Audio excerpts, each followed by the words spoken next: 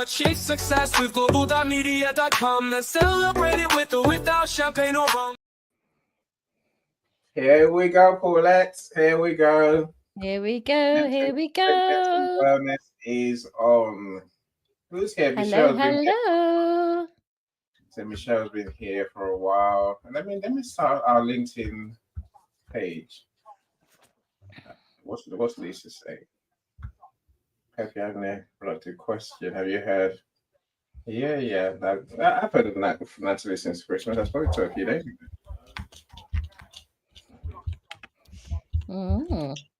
So are we supposed to be saying hello to people? Anyone here yet? Can you see anyone?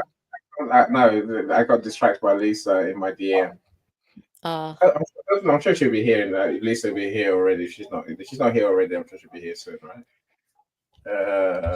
If she's sending you messages in your DMs, I'm not sure. I want to know.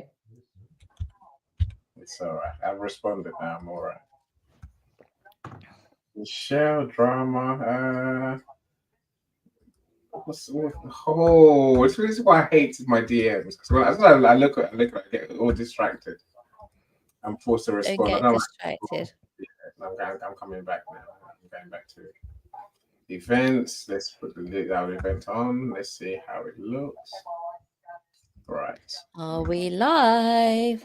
We're live. We're definitely live. So I think we need to. We're definitely live. I can see us live. So we need to be more focused on how these events run, right? Tell me. So, yeah, I think so. Who's here? Adrian.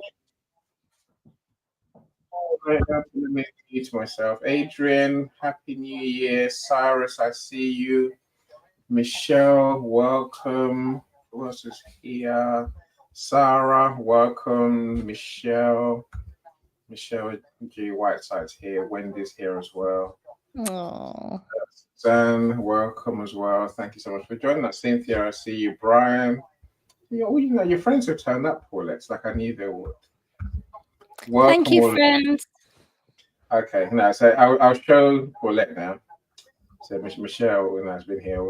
She always joins early. Thank you, Michelle, you're a star. Adrienne, lovely. Mwah. Ooh, so you got and Wendy. Mwah.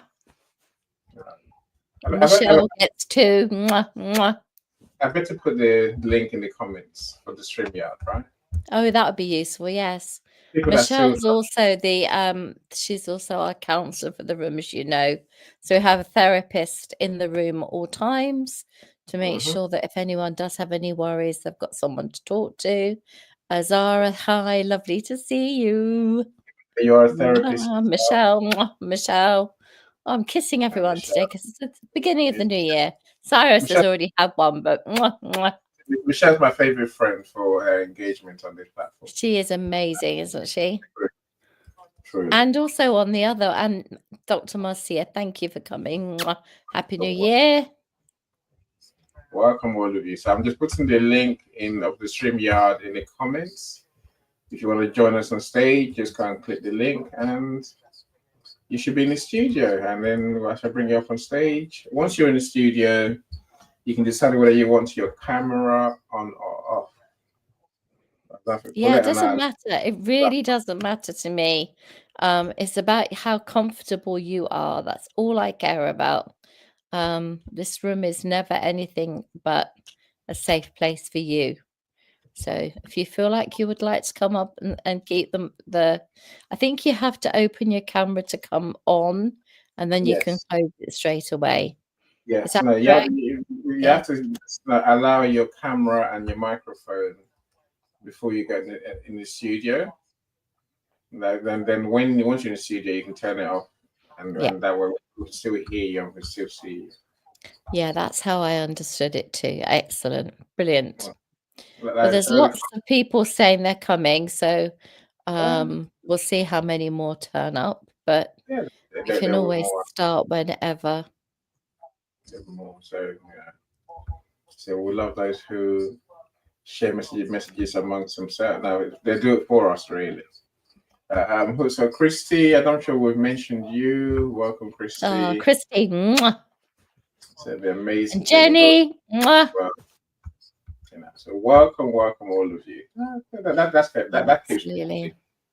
Yeah. And I will So say this just before I start, I must thank Cyrus and Carol for the video that's just gone up of Jack and Water and bringing them to life.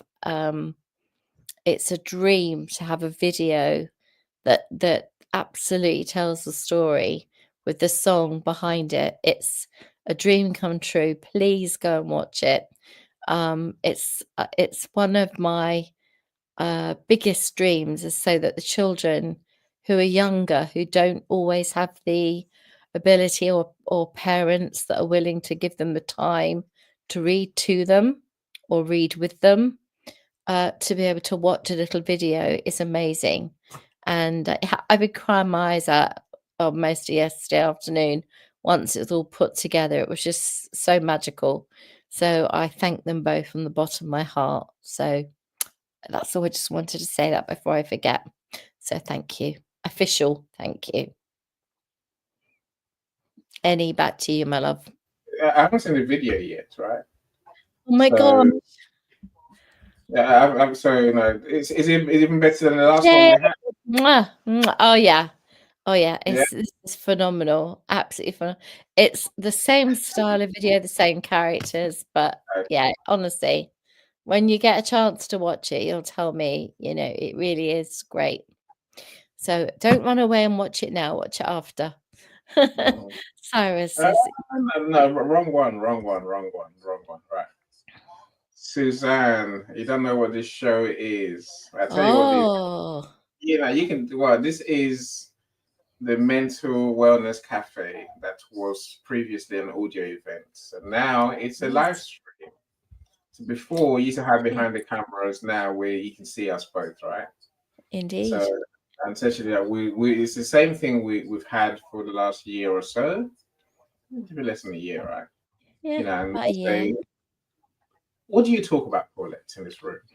So we've tried to address issues that people are thinking about, have been reading about, have been talking about, around the coffee machines or the water coolers or the hot topics that are worrying them or on their minds, but also things that are going on at home, that perhaps, you don't have a safe space to talk in.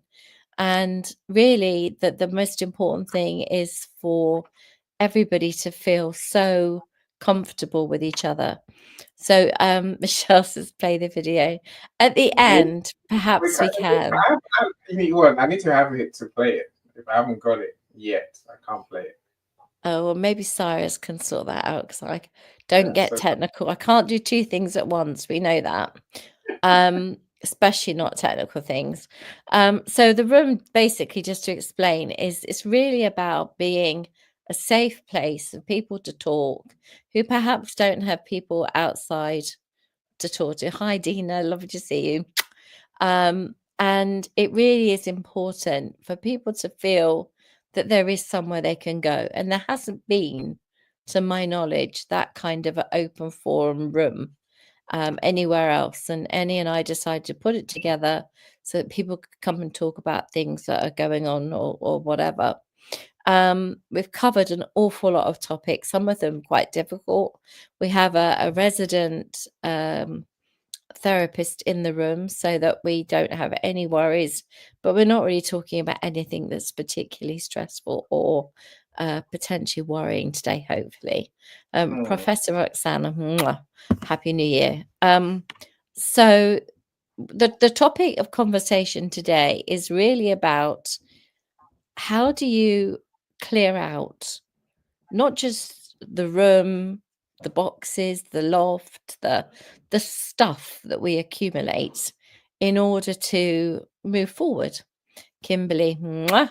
So it's all about saying to ourselves, can we have a good old clear out with not getting rid of memories, not getting rid of photographs, not getting rid of stuff that's important, but perhaps, as I said to my son over the holidays, please can we get rid of all the books from year 6, right?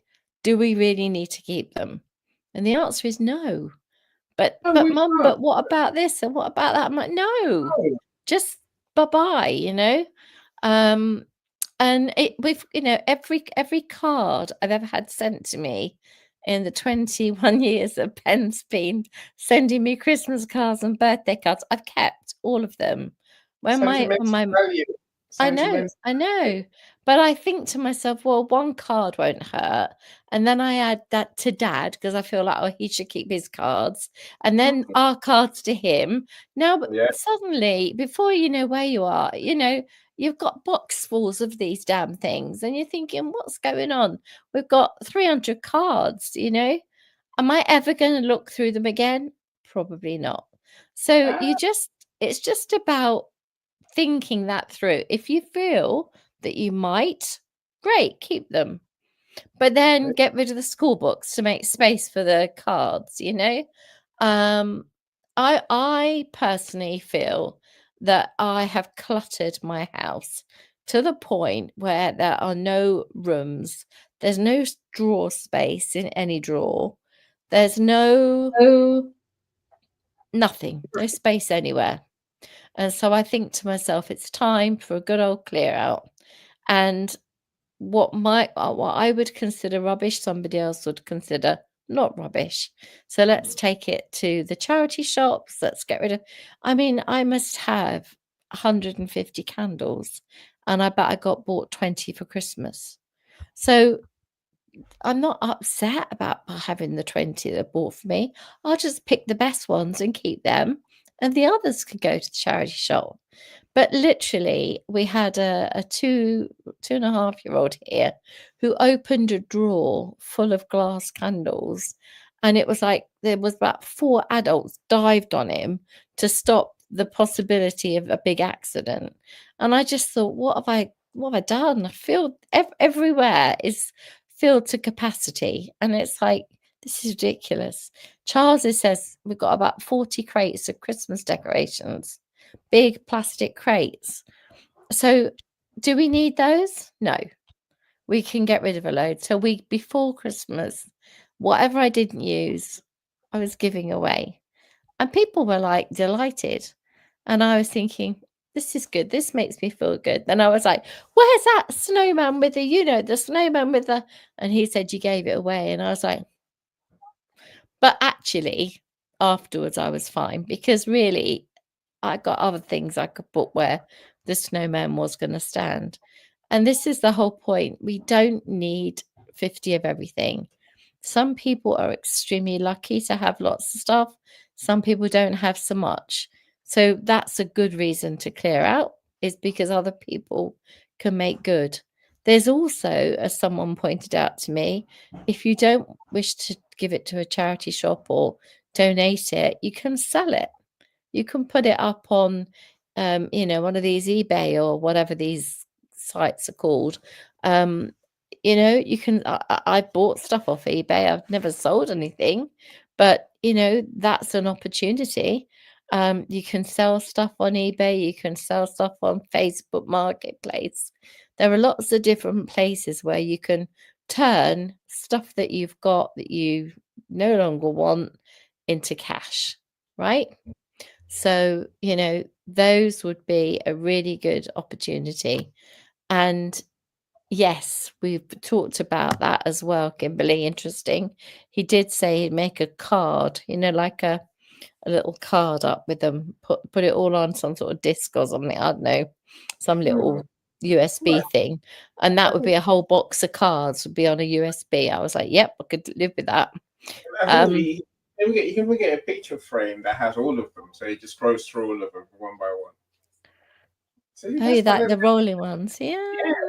Right. You see that? So coming back to our topic, I think there's an issue of our physical knickknacks, but I think there's also Lisa, the mental baggage we carry around with us. So my thing this year is not to carry the people who drag me down around anymore. It sounds a bit harsh, right? No, not at all. No. That's part of the decluttering that we must do. Some people are helping us, and many are not. If they're not helping me, I'm not going to waste time hanging around with them at all, right? Welcome, Joni. I see you too. So I think there's a lot of decluttering we need to do. I mean, some say out, new you, new year. I mean, I know you hate those words, Paul. Let's say do I, right? But then there still has to be a limit of what we don't take into the new year. Absolutely. Yeah. And that was part of the reason you had a rest and I had a rest, because we were a little bit linked in up to there, I think it's great that we are so lucky to have what we have, but your brain or your mind, as we always call it now, your mind has only got so much capacity and so much space.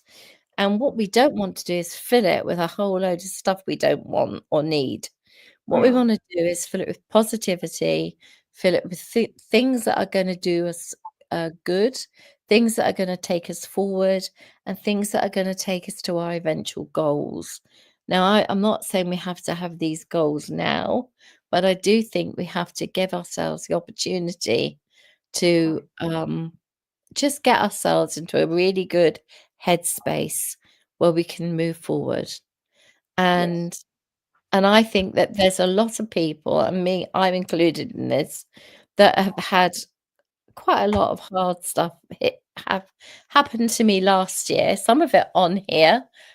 Dr. Monica, lovely for you to come. Thank you. Happy New Year.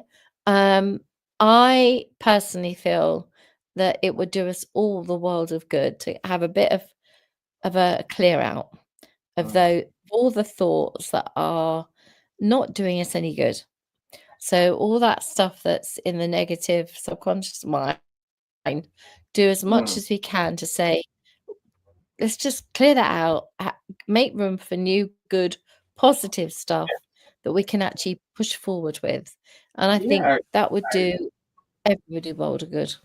Yeah, I think thoughts, habits, that's another big one for me. Habits, things that have held us back, that we've been doing for the sake of doing, because it's a bad habit. We need to get rid of those.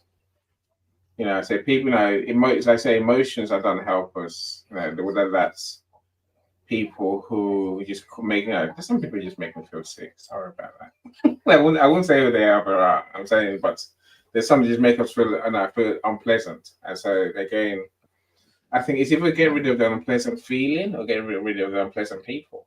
It's not always the same thing. It's one or the other, right? So it's about clearing for that new space for us to do the good things that you said. Feel the good emotion, feel the good vibe, and have the positive friends around us that we need.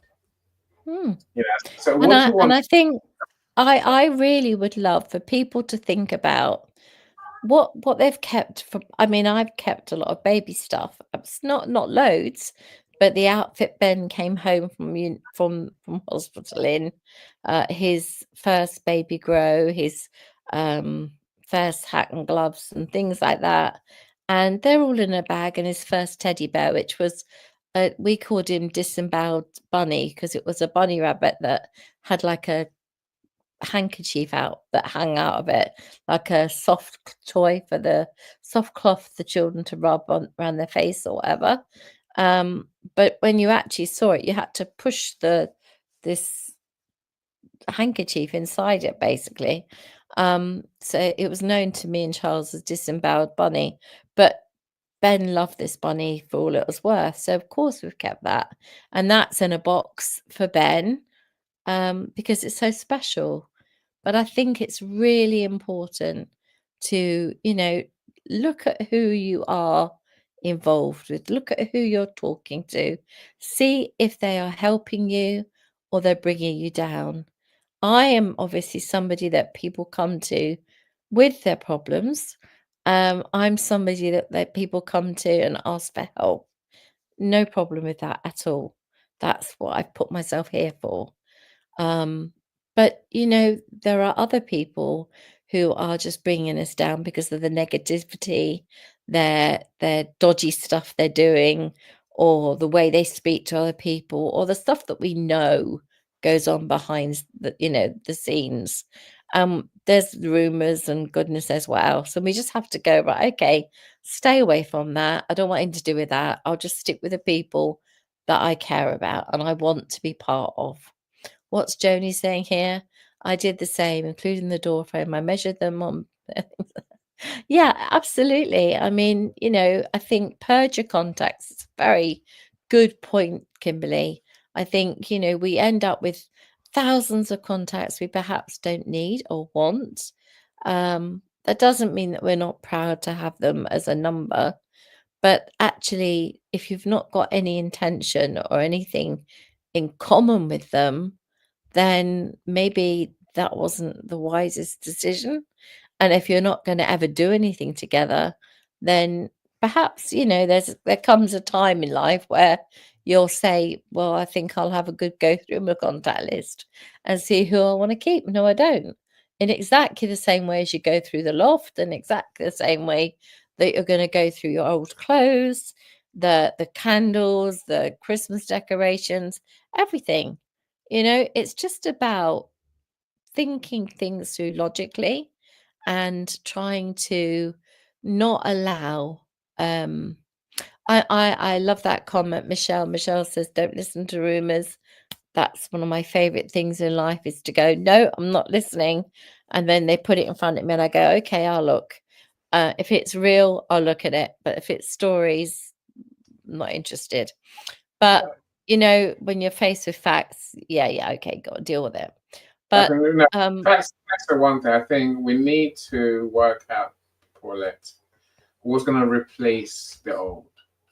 Yeah, again, well, I think that's the easiest thing for me. Yeah, it's the positive. See, for many people, they want out with the old. They want gone with the old, the existing, right? Then I think many people forget that that's not how life works. You have to replace the old with something else. If I stop smoking, for example, I must replace that habit with something else that's more positive. I agree with you on that one. But we need to think through what those positives are. Now, maybe I'm saying someone like, come and share with us. Come and share with us what you're getting rid of, and then what you're decluttering, taking away from your life, your business, whatever it is. You do your thinking in your head, and then tell us how you're going to replace those things. What's your strategy? What can we learn from you and how you're doing it? Yeah, definitely. And there's another part of this as well, which is, oh, hang on, Michael's given us a whole load here. Why not just call those names out? Why speak in third party and leave people guessing? And the Bible teaches the importance of telling a person how he has defended. So I think that's probably going to happen on Wednesday. Annie has a room on Wednesday specifically about that. So I'm not going to get involved in that right now. I'll let Annie will send you an invite. Paulette will be in that room on Wednesday, though. So she will talk on Wednesday. Yeah. Today is not really about anyone particular, if you ask me. Today is Mental Wellness Cafe. Not at all. No. Today is all about everybody. It's all about making space. And like, for example, with your children, if you have children and you've got small bits and pieces around the house that they no longer need, take them to the Goodwill, that then some other child could benefit from that toy that your child's grown out of. We found that the nursery school down the road here, they liked wooden toys. They were very specific. If it was plastic, they weren't so keen. But I'm sure after COVID, they would have loved the plastic. But anyway, they were interested in everything wooden. So wooden train sets, wooden anything we used to take to the nursery. So, I just think that you can find stuff that you no longer need and you can find a home for it somewhere else that somebody will be really grateful for. So that's really what this room's about, that really. Oh yeah, comments. No, we didn't have this in audio, right? Anyway, look. What's that? Say sorry? So that I'll show you in a second. So getting rid of your negative thoughts, we agree with that, don't we? Absolutely. It definitely takes Takes courage. huge courage. And to manifest and to have the ability to as Leslie Flowers always says, or as Dr. Leslie Flowers, as Annie calls her, if you can have the ability to visualize the future and have that courage to believe in the future and to believe your changed future, you're looking back in as if you've already achieved it. That is one of the most powerful ways to manifest, is to actually see yourself in that position of somebody who gave up smoking, is having a healthier life, and used all that money to have a nice holiday, per se. Something like that is a really great way to use the power. And then you have to have optimism, absolutely. Not everybody's as optimistic as perhaps myself, and I've got a lot less reason to be optimistic than many, but I choose to push all the rest of it away and say, let's go forward as a happy, smiley person that I want to be. And if I have to take painkillers before we start the room, so be it. It's not an issue for me. I want to come here and I want to be of value. And I would love to hear from you guys coming up and telling us what your plans are, what you're going to do. Have you had any thoughts about what you'd like to change for the new year? And it doesn't necessarily mean a New Year's resolution. It doesn't necessarily mean I'm going to walk 10,000 steps. It's about, can I give myself enough space so that I can work effectively at home if I get the opportunity? It's, can I empty some of the drawers so that I've actually got space to put things in, right? And that's kind of where I'm at. The reason this room is very, very important is it's a message to me. It's telling me to get a move on and get those drawers emptied, get stuff boxed up, and do the right thing.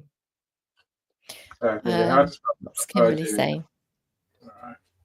The hardest part of purging is the people that I know love me, but don't have the ability to love me the way I need in this season. And that's a great reason for growth and manifesting. I agree, yeah, of course. Yeah, absolutely. Yeah. I think part of the conversation point is the opportunity costs of holding on to the old. For what we have in that drawer, we can't put anything else in there. That's what's I'm looking for, metaphor. To have an empty drawer for me is wonderful. To have an empty drawer would make me feel so happy. The idea of having some space would be amazing. So I need to do that for me, and for my own mental state. I am at chock-a-block, and I've got more toiletries to sink a ship. So yes, they'll be going to Goodwill. I can't actually put any of this stuff in my bath, so therefore somebody else can have it. I love your polka dots, and P.S. old Uggs and Jordans go for a lot of different sizes. They do, and I actually bought Ben a pair of Vans from eBay. He doesn't even know they weren't new because they looked immaculate. So otherwise he probably wouldn't have worn them. But I told him I bought them off eBay. That's all I said. And he put them on. They were fine. He loved them. So the thing is it's for you lot to come and tell us. Hi, Chris. Happy New Year to you, sir. Come on up, come and talk to us. Let's enjoy a conversation. What's Michelle got up here? So for myself, 2025. Love that. From 2024. Yes, I agree. Yes. Yeah, that's exactly it. Moving forward with intention is absolutely the most powerful. And, your own legacy is what's more important than anybody else. Whatever happened before has gone. Now it's down to you to move forward. I take my hat off to that. Absolutely. And the key thing with whenever you've got a new, there's always an old, right? So if you say, oh, it's a new year, then there was always an old year, right? So there's always a good for every bad, good for evil, all that stuff. A yin and a yang and all of it, we know. So why not take that opportunity and say, it is a new year. Let's have that new. And as Michelle very rightly says, put the burden of 24 behind. And that gives us that opportunity to move forward. And I'm a great believer in the word new doesn't mean it has to be scary. New can just mean like when you get a new dress or a new top, it's new. It's great. You like it for a week or two, you wear it a few times, and then it's no longer new. You've washed it, it's been through the dryer, and now it's in the cupboard, right? Let's talk about what else we can do to clear out the other stuff to replace the new one. So my new rule is any new thing that comes in, something old goes out. Yeah, I like that. I mean, But that's all. that's You're going to stick to it. Yeah, well, no, at least it will declutter your house, right? And me. My yeah, wardrobe will shrink. you don't get any more cluttered than you are today. Charles has taken 20 black sacks of clothing to the charity shop. We really have done it. We can't believe it. Ben's best friend came home from uni and he said, I really need some new clothes, Mum. And she said, go and have a look in your wardrobe. And he opened his wardrobe. He goes, oh, I've got a whole new wardrobe. And she said, yeah, do you recognize any of it? And he went, Ben? And because he's much smaller than Ben. So it was like, pass it down.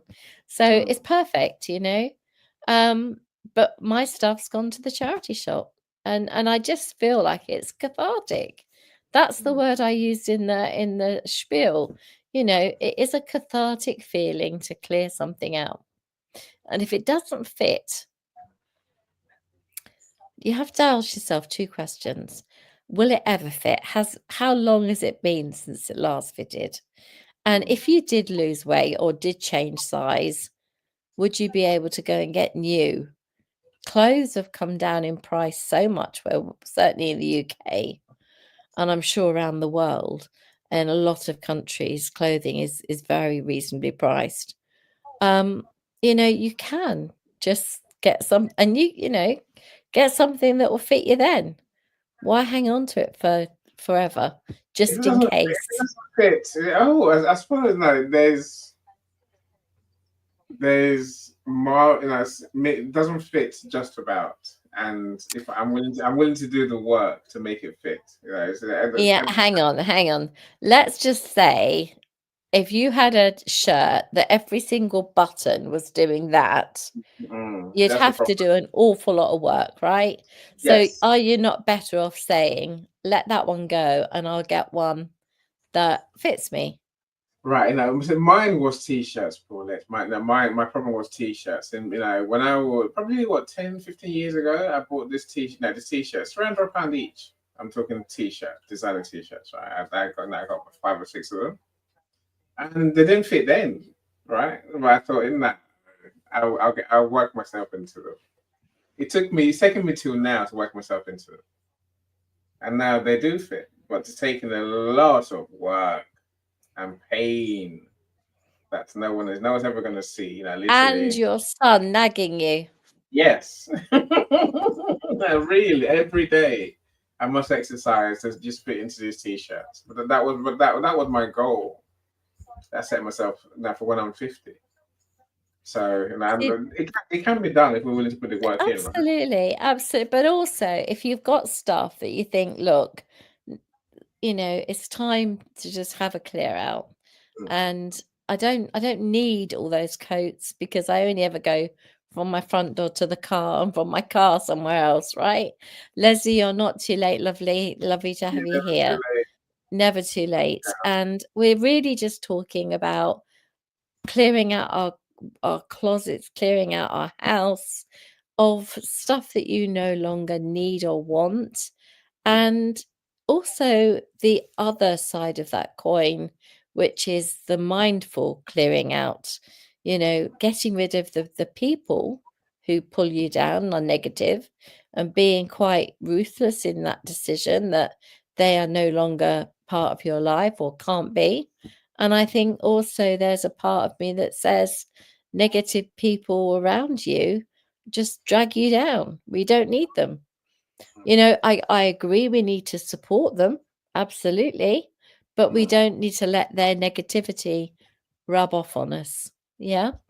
And remember, people, places, and things affect you. That's absolutely right. Going forward, we must clear this. And this burden we carry with us. It's luggage that we don't need. I'm surprised that no one's come on stage yet. By the way, now the link is in the comments, my friends. Please come on up. Yeah, please do. I mean, we have a box of those blue masks that we had to buy at the time. Hello, Islam. Happy New Year. Mwah. And I remember thinking to myself, oh, we'll get rid of those. We don't want those. And then Charles said, you never know. And I'm like, I don't want to think like that. Then I put them back in the cupboard, just in case. They say that. And then just in case. But they weren't going. They nearly went, and then they just jumped back in the cupboard. But, there's been so much that's gone. I feel like it's really a good thing, but we have to be realistic. If you're going to clear something out, you've got to absolutely sever ties with it. It's like a relationship, candle be gone, relationship be gone, environment be gone. And no looking back with the, oh, where did it go? I miss it or whatever. Kifa, hi, Happy New Year to you. I'm sending over kisses. No, I always get this wrong. Chinyere. I'll let you. There you go. Chinyere. Happy New Year. Coach K, the link is in the comments. Your comments page. Come on up. Event. Yes, I'll send you the link private in your DM. Oh gosh, he sent it to me on WhatsApp. It was a nightmare. Absolutely, never again. Can't cope. 3 devices. 3 devices on the same go. I can't. Listen, this MacBook hates me. Remember that. So I am trying this year, guys, and you can all hold me to account, to try and not be as scared of the MacBook as I am. When you talk about fear, this is like the worst, big, ugliest spider with all the legs just looking at me going, I'm coming for you. Every time I touch a button, I do it wrong. It doesn't matter what I do, it's wrong. But today I have closed down my do not disturbs. I linked up to any. I don't know what I didn't do, but I didn't do something you told me. I didn't send it somewhere, but anyway, that's fine. But the hoarder thing, so many people, it is actually, it's not just materialistic, is it? It is a sort of psychological thing of, I can't let go of anything. Everything has a value of some kind, even if it's a bag of rubbish. And it becomes a major, major problem when you live in a house like that. And it's really uncomfortable when you're not like that. Even though you've grown up like it, you see it from a different view. It's like you've got a different set of glasses on, a different lens. One of my friends said to me, the first time that, this is a friend from care, she said to me the first time she went to one of her friends from school's house, and they were all sitting around the dinner table, and the dad didn't shout at anyone, and he didn't clip anyone around the ear, and 2 or 3 people didn't get told to leave the table. She was like, are they just like play acting? Is this real? is this what people are really like? Because that wasn't what she was used to. The lens of life that she had was completely different. So that's really interesting that you've seen hoarding and you've seen what happens and gone, whoa, that's not going to be me.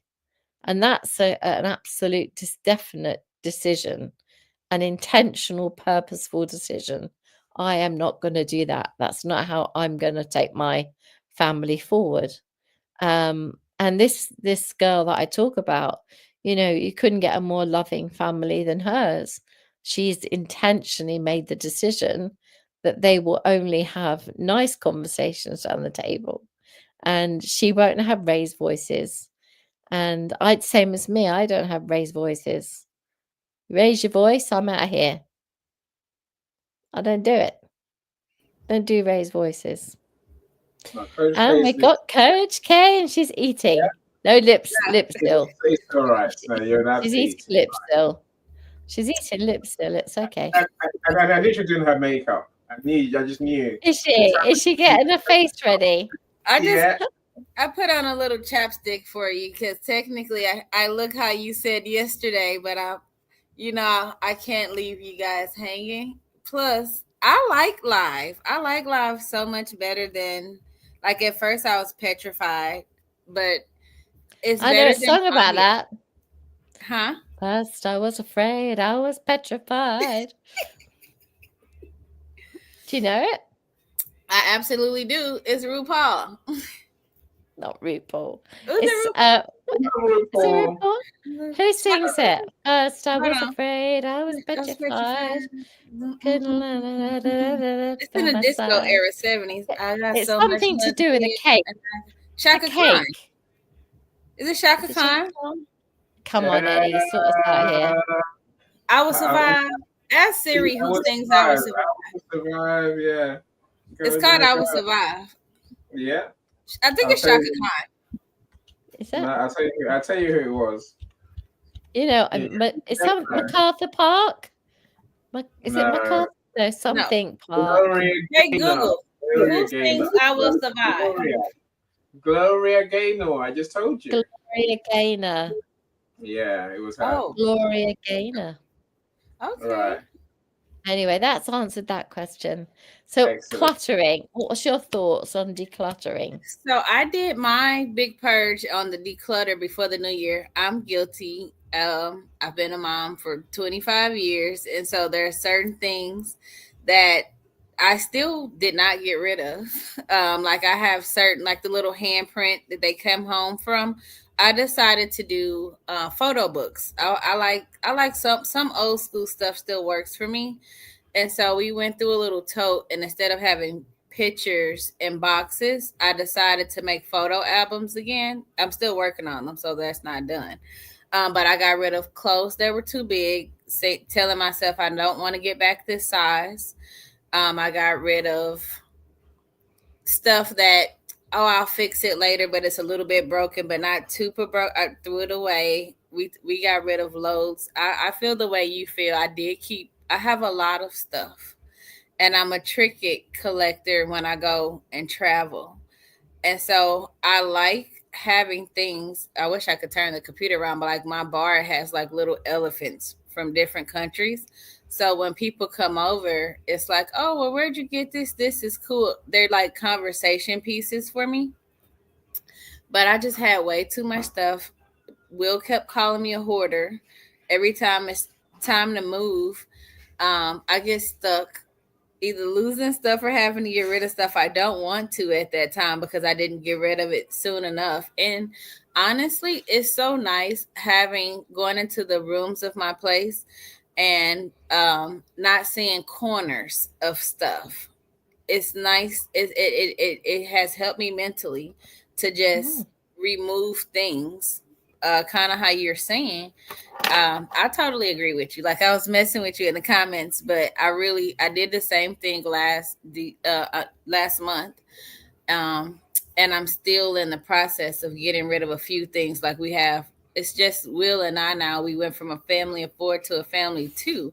So it's like, and I had 2 apartments at once. So it's like so much stuff. that I sometimes want other people to take care of. And they're looking at me like, why do you have all this stuff? And it's like, you're right. It can be a blessing to somebody else.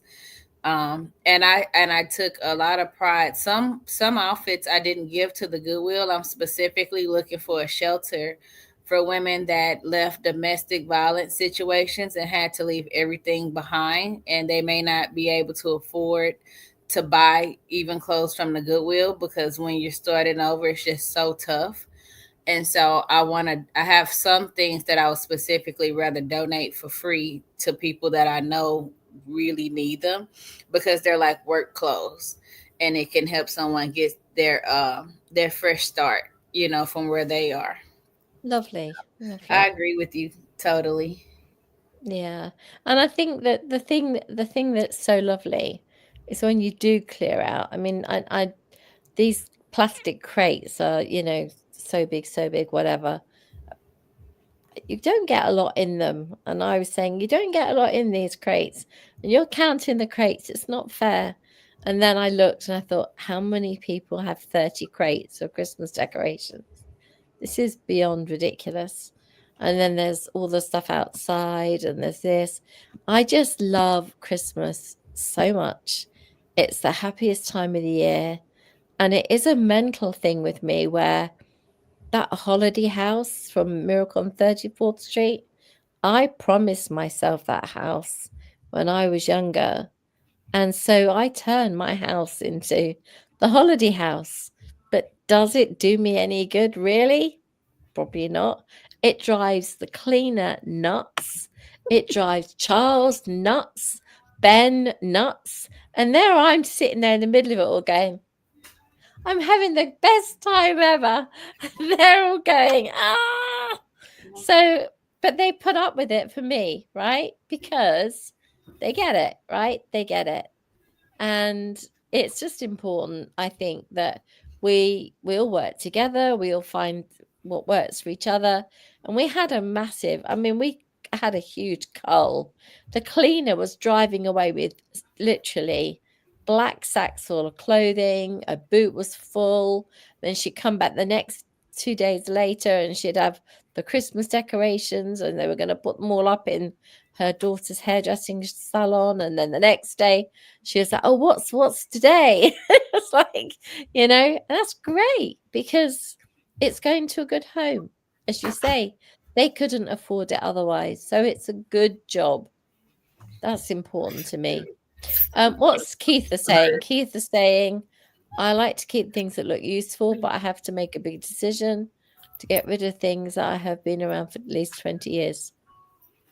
Yeah, 20 years. 20 Guilty. years. No, That's I'm guilty. I'm generation. guilty. That's a generation. I've had stuff. Guilty. Guilty as charged. 20 years, that's old, right? Annie, how old were those t-shirts? No, Annie, how old were those t-shirts? 20 years, not 20 years. How many years? Not 20 years. Talking about what, 6 t-shirts, probably from 15 years. That's not, 5 years out. What's 5 years between friends, right? But they're fit now. 20 years. The chance of you ever using anything that's 20 years old that if you haven't seen it for the last 20 years, come on now. Anyway, let's go on to Coach K, right? Who says I'm guilty? Coach K, I think I was intrigued by your comment that you are clearing out some people to make space for your new community. So I have this commitment that I made to myself for the first 90 days of the year. My phone is on Do Not Disturb, and I'm doing like this 90 days of fasting and reading the Bible from cover to cover. But as I am sorting through so many things in real life and mentally, people that I speak life into, that I realize when I get off the phone with them, I kind of feel worse than I did before talking to them. I'm not saying they're out of my life forever, because some of them are family, but I'm just, this 90-day of do not disturb with my phone, it allows that space for them to kind of fade to the back. Like, I almost streamed this to my Facebook, and I'm technically, everybody's gonna find out later today anyway.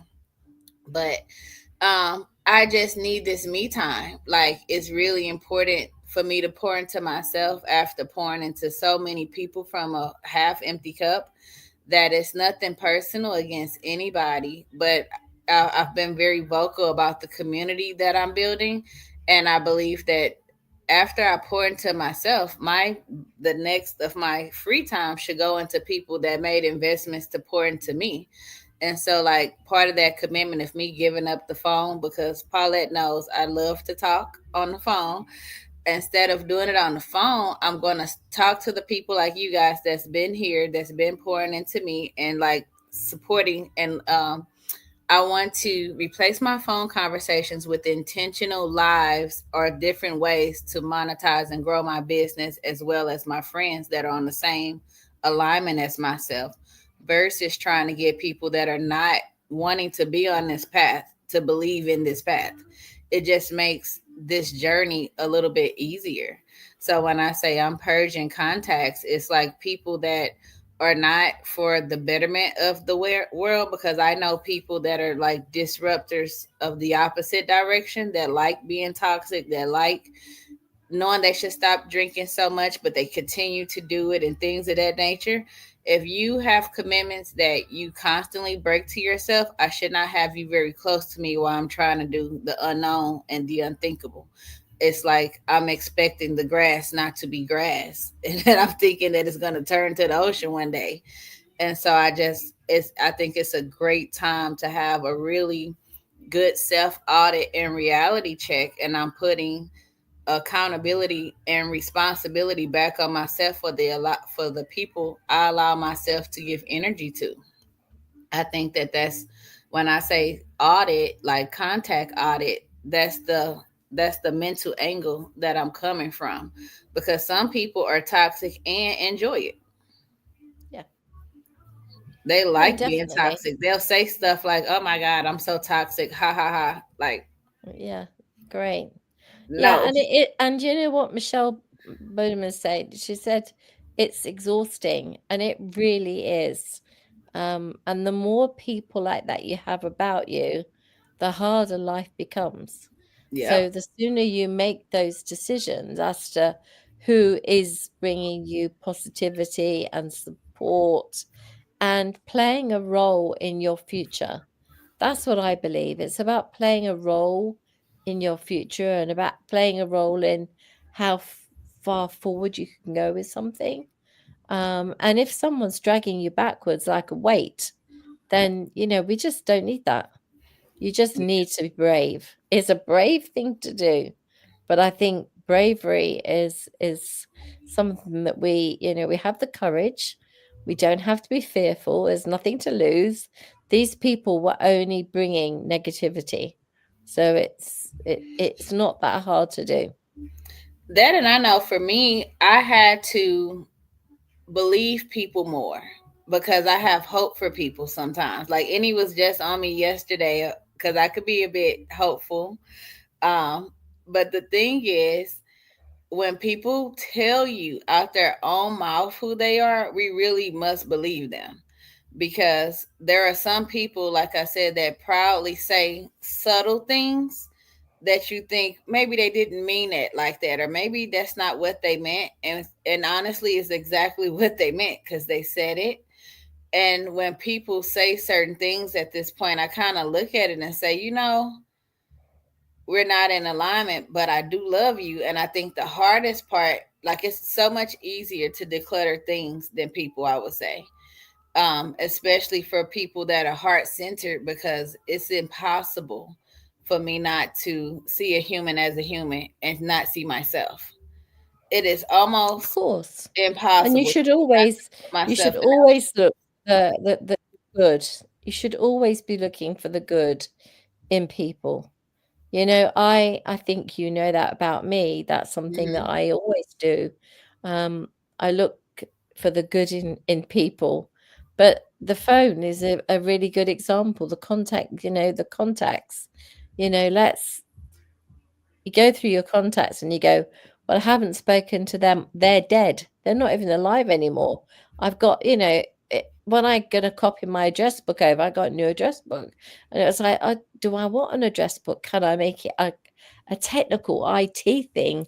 No, I'll keep my address book. So I'm gonna sit and but I was looking through, and it was like, oh God, they're no longer with us. They're no longer with us. It is quite a shocker. But that stuff doesn't need to still be. Doesn't mean because their address isn't in our address book, we don't think about them. Doesn't mean that because they're not in our phone anymore, doesn't mean they aren't still important to us.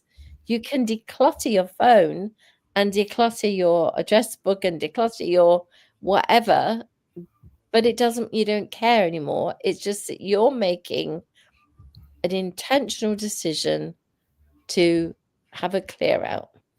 I think too that sometimes we have to accept that the seasons are over with some people, that some people truly are seasonal people. I realized one of the reasons I didn't feel comfortable streaming to Facebook prior to yesterday was because I've been gone from my hometown for 13 years now.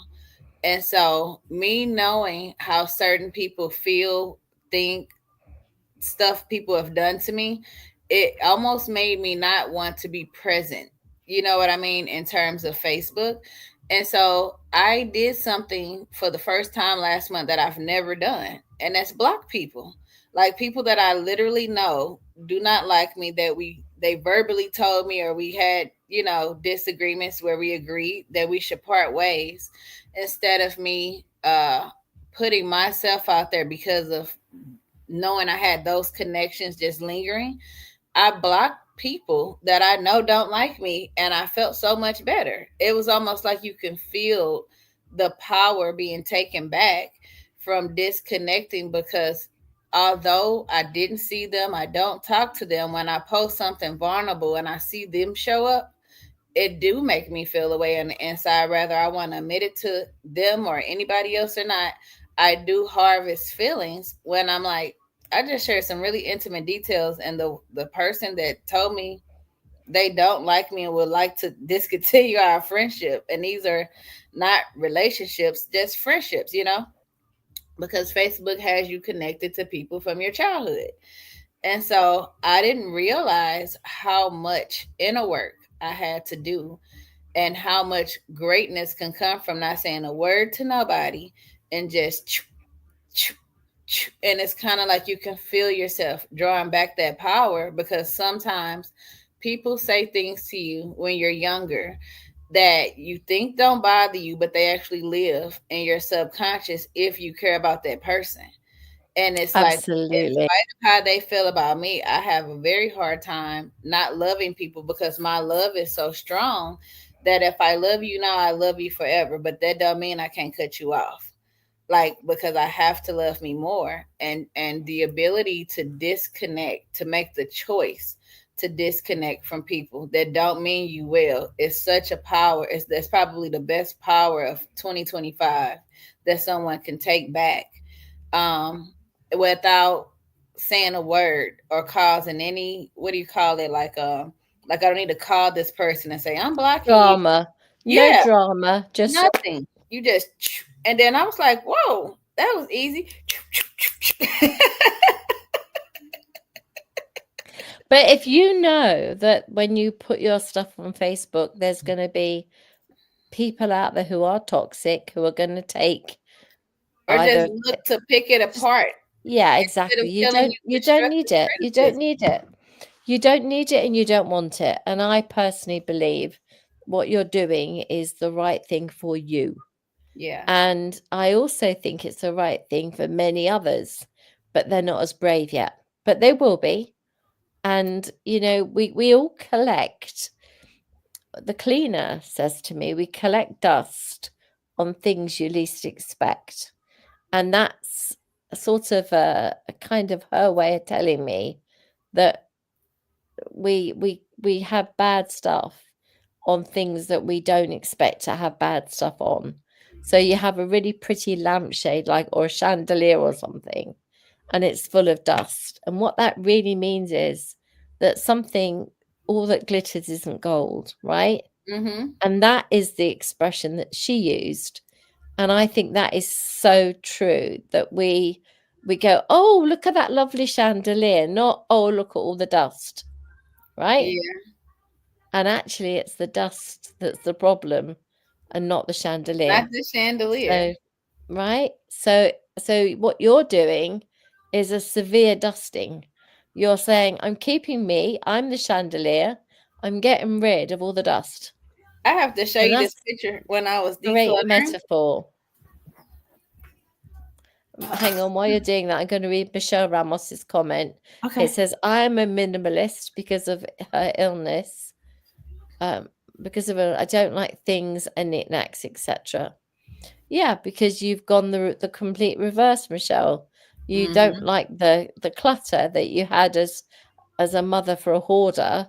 You've now gone, I don't want that. And I get that. When I went through my It does take time, yes. my declutter batch, and I was going through pictures and things of that nature, putting together the photo albums, I found a picture of somebody I owe a lot to, and it was so surprising because I have so many pictures from childhood where on the picture I look like this on most of my pictures. So I found this picture of me smiling, and I stuck it on my bar, and I was like, 2025, I owe this little girl. Like whatever she was expecting from that smile at that age, this is the person I owe at 2025. Since my kids are all older, they're all happy, and they have a lot of confidence. I mean, they'll do almost anything. And so I'm like, so I gotta instill in me what I instilled in them. And so anything that's in the way of this little girl's happiness, and I don't look to be happy all the time from a realistic, standpoint. But it's like I owe this child more than anybody else on earth. And so anybody that stands to get in the way of me loving her has to go. Anybody, anything in my home that's in the way of that has to go as well. Yeah, I love that. I love that. And I think what you've just said is you owe that picture, that little smiley face that said it's all going to be okay. Yeah, that Yep. face, that smile said, I want a life that is okay. Give me that life. Promise me that life. And now you're going to try and deliver that life. And that's And I stuck a it on the lovely bar. thing So to I do. see it as soon as I come in, because my apartment was filled with pictures of other people, me and other people. If it's a picture of me, there's someone else on there. And I had to find a picture of me just standing alone, because sometimes in this part of the journey, more often than not, you're by yourself. Like we have these moments where we get to come together. And the thing that I love about LinkedIn, there's other professional parents that are juggling and wearing many hats that really do understand and get the different facets of life that we have to be present in within one day. And so there's a safe space here. But then once we log off, we're alone, some of us. And so we have to figure out a way of dealing with that without feeling so lonely, especially at this point in life where it's like, okay, in your mind, it's like you're going to have a husband and a family and all of this. And when it's not that, it's like, you got to find something to attach it to. And so that was what I chose to do with that picture. It's like, that was my drawback, to attach it to me. Like, this is not the time to back down, give up, cave in. You came this far, going. And so whatever it takes for people to dig out of their past while we're decluttering, I suggest for not you, because you got this pretty down pat, but there may be someone else listening that has something that is good that's buried in the bottom of a bunch of junk that they may have a very good memory tied to. I suggest they put it front and center to remember whatever dream maybe they had as a kid, to keep going, because a lot of adults stop dreaming when life started happening. And I realized, Absolutely. And a friend of ours has an aeroplane, and they were about 7 when they got this aeroplane, and they were going to be a pilot. They decided that day they were going to be a pilot. and they've kept this little toy aeroplane, and it's got hardly any paint on it now. And I said to his wife, "Give it to me. I'll get it resprayed and repainted so it looks brand new." She went, "Oh no, it needs to have all the memories of all the times he played with it and he held it." And that was his determination. I am going to fly you. So he did exactly what we talk about, have this vision and the ability to manifest. I am going to be a pilot and I am going to fly you. And that's what that aeroplane stands for. So, of course, they'd never chuck that out. Whereas other people would be like, duh, it's, a bit of junk. But to them, no junk. Paulette, I think we're very good at all or nothing, 0 to 100. I think this is why I left Michelle's comment up. Everything takes time. I think it does. But for most of us, the change will take time. For any real change, whether mental or physical, But I think we need to understand it's a process. As long as we start somewhere, or maybe as long as we start mentally to say, I'm going to make the change, and then begin to make the change step by step. When I say flying the plane, yes, have to plane there, but at least take a step towards flying the plane that you dreamt of, much like Coach K is doing. I'm saying picture, that's exactly. what we're here, really. Don't just aim to. We're not trying to turn. No, we're not saying everything happens in an hour. What we're saying is that you can start the process of decluttering and clearing out and becoming happier in yourself, happier in your surroundings, happier with the people around you, that you've got the right people. That's the other thing. I mean, while we're being honest, I do have a confession. I have a towel fetish, and Charles, my husband, said our dog has better towels than he had when he went to university. No, I'm telling the truth. He did say that the dog has better towels than he had when he went to university. And I was like, okay, I can only apologize. I have a problem, right? We had a big towel in our bathroom. Whoever went in first in our family got the dry towel, right? After the third person had been in the bathroom, I'm telling you, it was manky, it was smelly, it was horrible. And the radiator didn't work in there. I was traumatized as a child because I was a clean person, and I used to use like one corner of the towel and dab myself with this dry bit of towel, and then the next day, and it's scratchy and it was so I can only tell you it's a problem. It's a problem. What about your plate sets? Your plates and cup sets? That is not a fetish. That is a need. That's a need. It's a need. I'm going to need to chime in on this one. I mean, okay, so my parents had a big old house in Philadelphia growing up, and none of the light bulbs worked. It drove me fucking crazy. Sorry. And I would try to turn a lamp on, nothing. And now I have a light bulb fetish. I'm not kidding. I have light bulbs everywhere. No lamp in this house works without a light bulb. And I was like, I change them. And I'm like, why?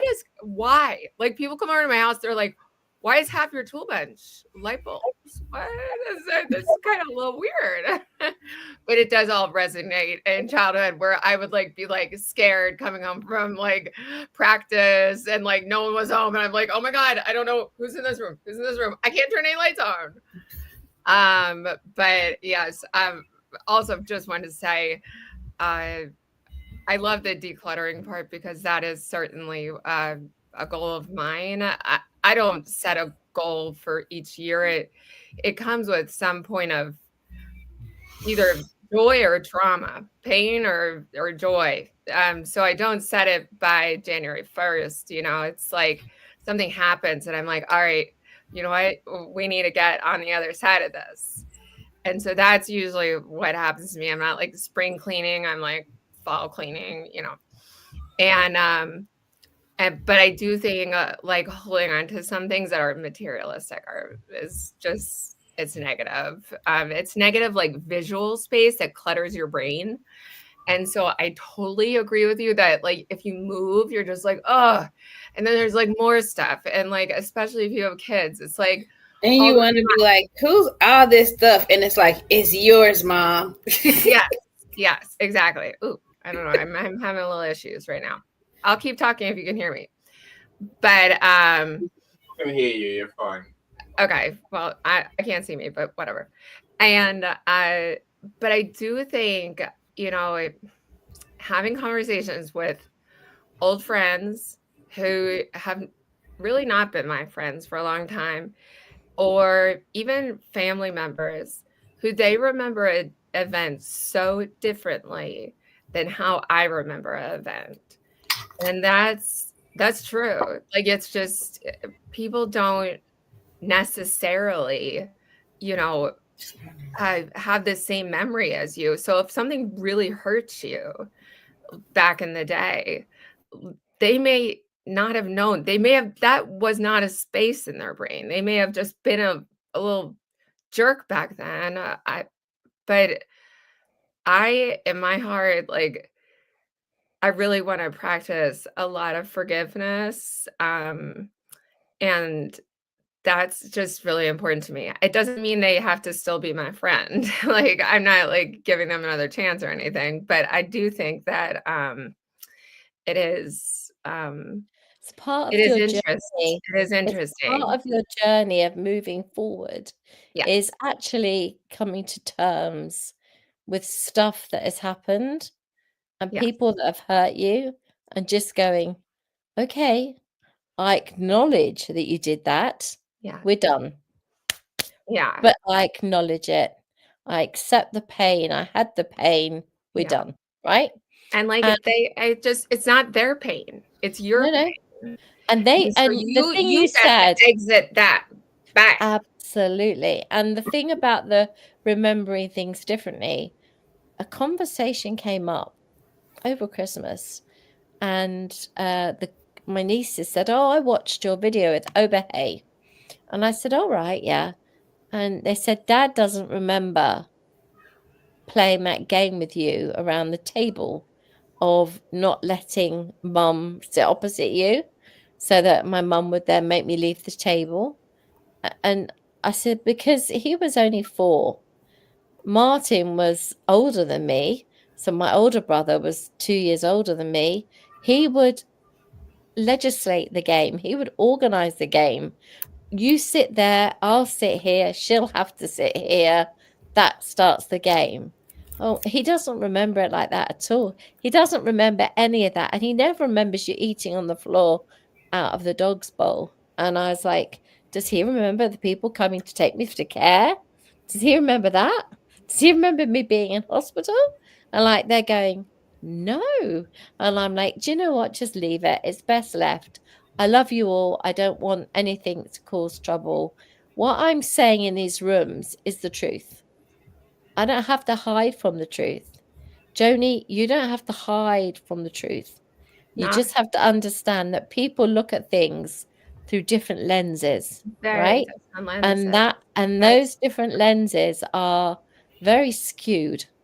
And they can choose to remember it that way. Doesn't mean they're right. It doesn't also mean you're right. It's your... It's what you felt. Your perception and how you felt. Absolutely. And it may change. I have gone through the forgiving stage because I'm that much older than you. I'm very, very old, as we know. Please. I'm turning 43 tomorrow. Happy birthday. I'm, so I rhyme with Ixty. Something rhyming with Ixty. But the point is, young. I That's hope we know. young. Yeah, that's young. I'm 60 years young, but the point is that I don't want them to have to remember 50 years ago and it be so different. So why don't we just forget it?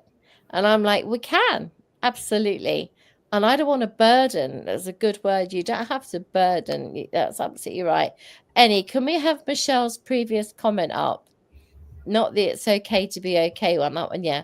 Apologize to yourself for carrying their burden. Yeah, absolutely. Absolutely. But the point is that lens that you talk about, I can remember putting a girl's, I'm not proud of this, Cindy doll's dress down the drain, right? Because she took the mickey out of my Cindy doll that didn't have a lot of hair and had all hand knitted clothes that had been knitted for me by my grandmother because they couldn't afford to buy Cindy doll clothes. And this girl was like so mean. And my pram was 2 cardboard boxes, one that way, covered in plastic. I don't know what you call it. That plastic sticky stuff, whatever it's called. Like a rain cover? Yeah, no, it's like it's like saran wrap? Yeah, that kind of thing, like a flowery wrap. And it kind of just covered the boxes so you couldn't see their boxes. But it was 2 boxes on top of a pram box that someone got from the dump. And I loved that pram because it was unique. I loved my Cindy dolls because they were unique. And I loved their clothes because they were unique. But this Sandra Brown loved to say to people about how poor those people were lived in that house and how I had got this, knitted clothes. And she was being so mean. And I just remember thinking, you're a bad person and you shouldn't have done that. You shouldn't have been that mean to me. But then what I did was equally mean. I put that Cindy doll dress down the drain, right? To make her pay for being mean. And then when her mum came round, she was like banging on the door and your daughter's done this, that, and the other. And they got it out with a pair of like clip, like the sort of serving. And they just got it out and it wasn't even ruined. It could be washed, whatever. And the mum wanted to know why. And it was explained that your daughter was being very mean, blah, blah, blah. And she came round with one of these brand new Cindy dolls because she wanted me to feel like better. And it didn't make me feel better. It just made me feel like, oh, the poor kid's been given a gift. Oh, now everyone knows what a kind person her mum is. And, I'm the bad person who poked the dress down the. And I kept telling God, I was having a right old go for falling out with God at the time and saying to him, why would you put me in this position? Why did you let her do that to me, But actually, when you look back, I just have to laugh at myself and think, you little moo, you devil, how dare you put that girl's dress down the drain? That was really mean. But 2 wrongs don't make a right. She'll remember it her way. I'll remember it my way, right? But we were 2 kids. We were 2 kids. Exactly. And we will both remember that through 2 very different lenses. Right? I think Kiefer's comment, one person's junk is another man's gold. It's true, and I think that goes not just for physical stuff; it goes for what goes in our mind as well. 100%. Remember 100%. When Queen said recollections may vary, and they just may, and it's my understanding that my reality, your understanding it's different, so be it. But we have to look after ourselves, I think. We do. And I think hence back to the topic, all that glitters is not gold, but it could be gold to someone else. So get rid of the stuff that you don't maybe need and pass it on to someone who loves it. Exactly. And as you said, if you can make money at it as well. I mean, I have sold a lot of stuff for a lot of money. I'm pretty good at it. Yeah, but that's a good thing because it's a useful thing I'm a single mom. I take care of my kids, though. Exactly. So therefore it helps. And right? dogs. And your dogs. Don't forget your dogs. Yeah. And I in turn am a much more compassionate person as an adult than I ever was as a child, because I was always hurting. I was hurting for so many years that you don't know how to handle it, right?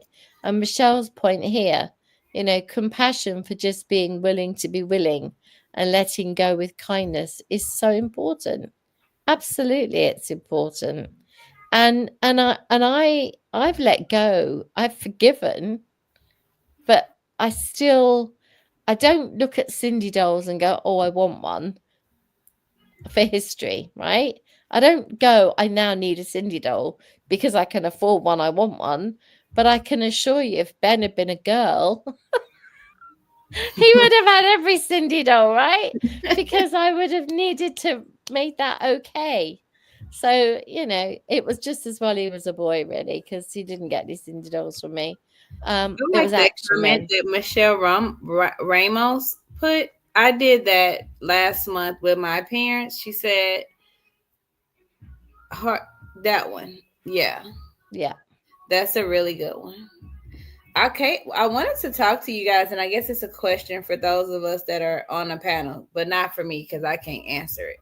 But what does forgiveness look like to you guys? Because I'll be 40 this month, and I realize that I have been very great at cutting people off or putting them on ice. And I thought that was forgiveness all this time until this morning when the session I was in before this, the person I was talking to said, "Oh no, that's just avoidance." So apparently I'm professional at avoiding stuff I don't like.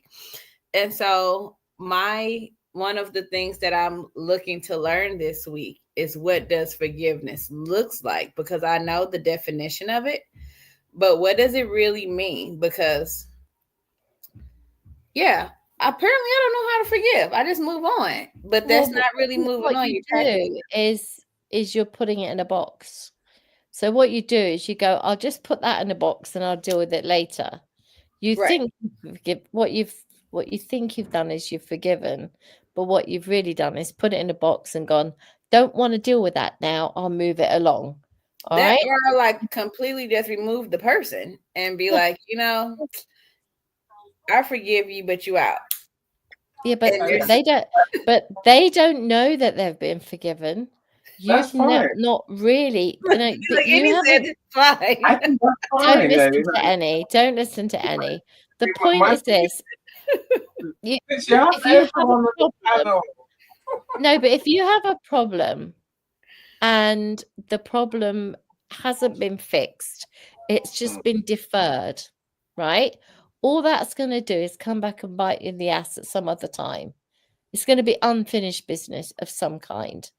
But if you can say to yourself, Paulette, hold on, Paulette, hold on. Okay. See, my forgiveness is, I will let it go, I will leave it alone, and it's done. I'm not going to go back to it. So it's done. Right. And that's I will I'll mentally move on. That way, it's not a problem for me anymore. Okay. Sometimes I make you apologize if you're wrong. If I'm wrong, I'll apologize. But beyond that, I'm saying that's the end of that. And I want to always have a conversation. That's okay. That's okay. You haven't got to have a conversation, but you can't just put it in a box and put a lid on it and go, "That's forgiveness is done." Right? You have to mentally come to the position of, "I have forgiven them for whatever it is they have done," and be able to agree to disagree. Absolutely. She's reading my words. I like agree it. to disagree. And not return into the snake that poisoned you. Exactly. I think that last piece is also essential. That's key. Yeah. It's key because that's the part of the box, you see. If you just leave it in the box, you've never dealt with it. Now, what you've done is you've said, "Okay, you saw it your way, I saw it my way. I forgive you either way. It's done, it's dealt with." But we have to move on, and you never let them come back and bite you again. Absolutely. right? But they will bite you in the ass again if you've not actually physically dealt with it. Now, that doesn't mean you have to have communication. You do not have to have communication. That's what I'm talking because when they come back and bite you again, Coach K, I will react. Say when they come back. It's a when. It's a when because they will, right? You know, this is part of the conversation today for me, anyway. In terms of decluttering, those who shatter my trust, I can mentally say, okay, I'll move on. I will pretend it didn't happen. I'll let it go. And I'm not going to carry this burden around with me, right? Knowing full well in my heart of hearts, what you've done is so egregious that I know you're going to do it again because it's fundamentally who you are. And I was wrong. I was wrong to trust you with everything. So I know you're going to come back and do it again. And when you do it again, it's when I will throw you under the bus, literally. And that's my idea of forgiveness, which I don't know whether it works, whether it's right, whether it's wrong. I'm just saying it because it's what it is, right? You know, and as Michelle says, it's not if, it's when. And I do wait for the when because I expect the same, that poisonous snake. I agree with Michelle. It's always when. Yeah. That's why when you deal with it, you really have to deal with it. And that's why I said putting in a box does not deal with it. You know, it's either got to be a conversation or it's got to be your ability to say, we are done. That is it. I do feel like something that I've been trying lately that I feel like helped me, especially as it pertains to people and forgiveness, is people that I truly love or that I truly gave my heart to. I have to tell them how I feel. I realize that part. Like if it's somebody that I don't really care about, old friend from high school, you know what, I don't like that, block, done. I'm okay with that. But I realize if it's close family or very close loved ones, I have to be like, you know, that hurt my feelings. I have to make sure they understand it. Because I didn't realize, and I don't know if I know it don't just apply to me, but I don't know if anyone else has done this or been in a space where you think you forgive and you actually harvest anger on the inside that could make you sick. It says here, let it fester. How horrible. That's exactly right. I did not know that was a thing. And I'm like, whoa, I got a couple words to let out on people. And not necessarily not going through and like cussing people out, but just making sure people that I love understood that, hey, when you do this, it makes me feel like that. When you do that, XYZ, you know, and just making sure that they have the opportunity of knowing and the opportunity of changing. And whether they do or don't is on them, but I still have the right, you know, to distance myself in situations. But I was like, and that's what is forgiveness? What is this forgiveness? Because for me, it was like, put them on ice, just push them off a frozen bridge and keep driving. But the thing is, the boxes just keep piling high like my Christmas decorations. Yeah. I guess with me as well, another thing is that if you keep talking about stuff, sometimes you can re-traumatize yourself and you can create your own vision of what actually happened. You can create it in your own mind to be how you kind of want to remember it. And that can be worse than it really was. And that's back to the lens that we were talking about with Joe. But the key for me is always, it's about the decluttering is about emptying your mind. It's about giving yourself the space to make better decisions. And that's really all it's about. And if you haven't got the capacity to do that, you can't make better decisions.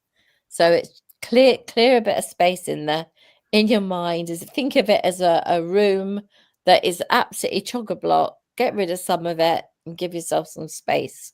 And then you can make better decisions. Yeah, I'm definitely meditating more in 2020. Meditating, that's what I'm saying. Meditating, yes. Like that is so good. Stillness has been so good.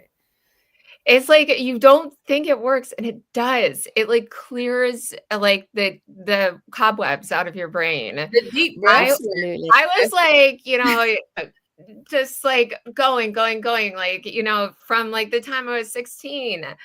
And I was like, what's up with this, all this healing stuff? But Yeah. meditation changed my life. And it's not like a long thing. Like, I do it when I can. It's Yeah. like exercise for some people, and I do exercise too, but meditation is so good. And some people also journaling really works as well. Yeah. Who doesn't meditate? Say I didn't before last year. I didn't before last month. I didn't feel like I had time to sit for 12 minutes and do nothing. I absolutely was 12 minutes. Do you know what I could be doing with that? Now I have to. I'd be taking down my Christmas tree. What? Are you not doing? I'm blaming Paulette for this. You see this, Paulette? Yeah, leave it up. Leave it up. It's the holiday. But still holidays. It's still holidays. Holiday house. It is. Everywhere is. Everywhere that I have to go, it is. I think that the nicest thing about the decluttering we're talking about, if you can declutter your mind to give you the space to meditate, then you've done an amazing thing for yourself that is not selfish, that is very healing, and is very cleansing, and can do the most amazing things for you. It is hard letting go. I agree with you, Michelle, but I also think it has to happen. I think sometimes you have to just go, we're done. And then that space is available for somebody who comes in who's really nice and helpful and really useful and beneficial and will bring stuff. I mean, there are friends that come for a reason. There are friends that come for a season, and there are friends that will stay for life, right? Family is exactly the same thing. They're a family that you want to keep because you love them and they love you. They're a family that you have got because you were born into it and you don't have to choose it if you don't want to. You have the right to decide. And as hard as it may be, that has to be your choice. And when you have ex-partners and ex-families and ex-people, they all have opinions and agendas. Don't get caught up in their exes. Just block everybody that's going to be tittle-tattling and rumoring and story-mongering, because they do you no good at all. That was what that black spree came from. Like, that. So apparently I was doing it and didn't realize it, but it's nice. The nice thing about these conversations is being able to put the verbiage to it. I think having the articulation for actions is healing within itself, because oftentimes I know what to do and tend to do the right thing and don't know it's the right thing. I just do what I feel more often than not. But just hearing you guys all give feedback is healing within itself. Like, oh, okay, so that choice I made to block all those people actually was the right choice because of the reasoning, and my intention behind it. Yeah, but also you're going to spend some time reading the Bible. Yeah. And the Bible talks about forgiveness all the way through it, right? Yeah, I can't wait to get to that part. I started with Romans. Well, it's going to be a while. Hang on, here we go. We've got a big one from Michelle Whiteside. Go on, Eddie, you can read it. My throat's screaming. Come and tell us, Michelle. Come and tell us. Come and tell us. You guys have some awesome Michelles. There's 3 Michelles on here, and all of them are active and awesome. Yeah, the 2 from yesterday and Michelle White. And I'm glad you're here. I'm glad you're here. And Ramos is here too. Yeah, Ramos. Annie, can you read it? Because my throat's hurting. Sorry. So forgiving yourself is a crucial step in the journey of self-love and personal growth. I agree with that. I think deep down it's about our inner peace. This is what the conversation is today, really. That's what decluttering is, finding that peace within. So making a promise to forgive yourself helps you acknowledge past mistakes as opportunities for learning and growth rather than a permanent stain on your character. This commitment can pave the way for healing.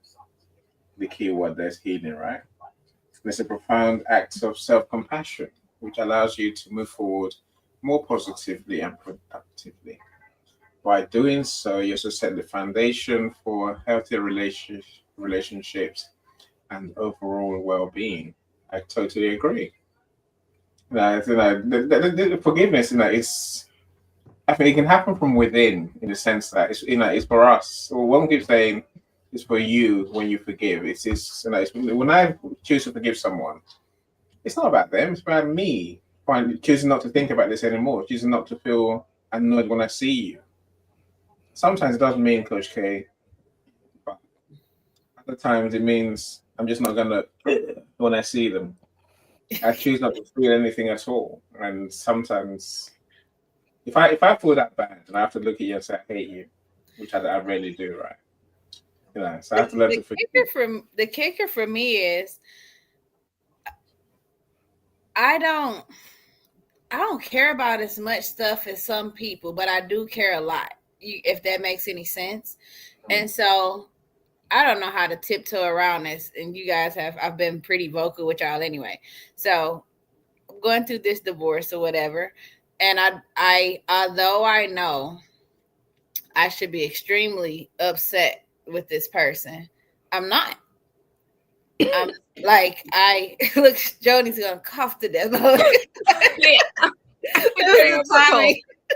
Good thing we're like apart. I'm just in my own office. It's okay. It was just hilarious. But the thing is, I hear, that's why I said I'm cutting off a lot of people in my world, because I don't want to harvest bad feelings for anybody by choice. I do understand that I can't have this person around me anymore, but I just, but I also, we were connected for over 2 decades. So it's a lot to forget to a degree. But it's like, I don't harvest any negative feelings, but I find myself at times of this curiosity of why, or just trying to fix the science kid in me, not necessarily trying to say why for the sake of feelings.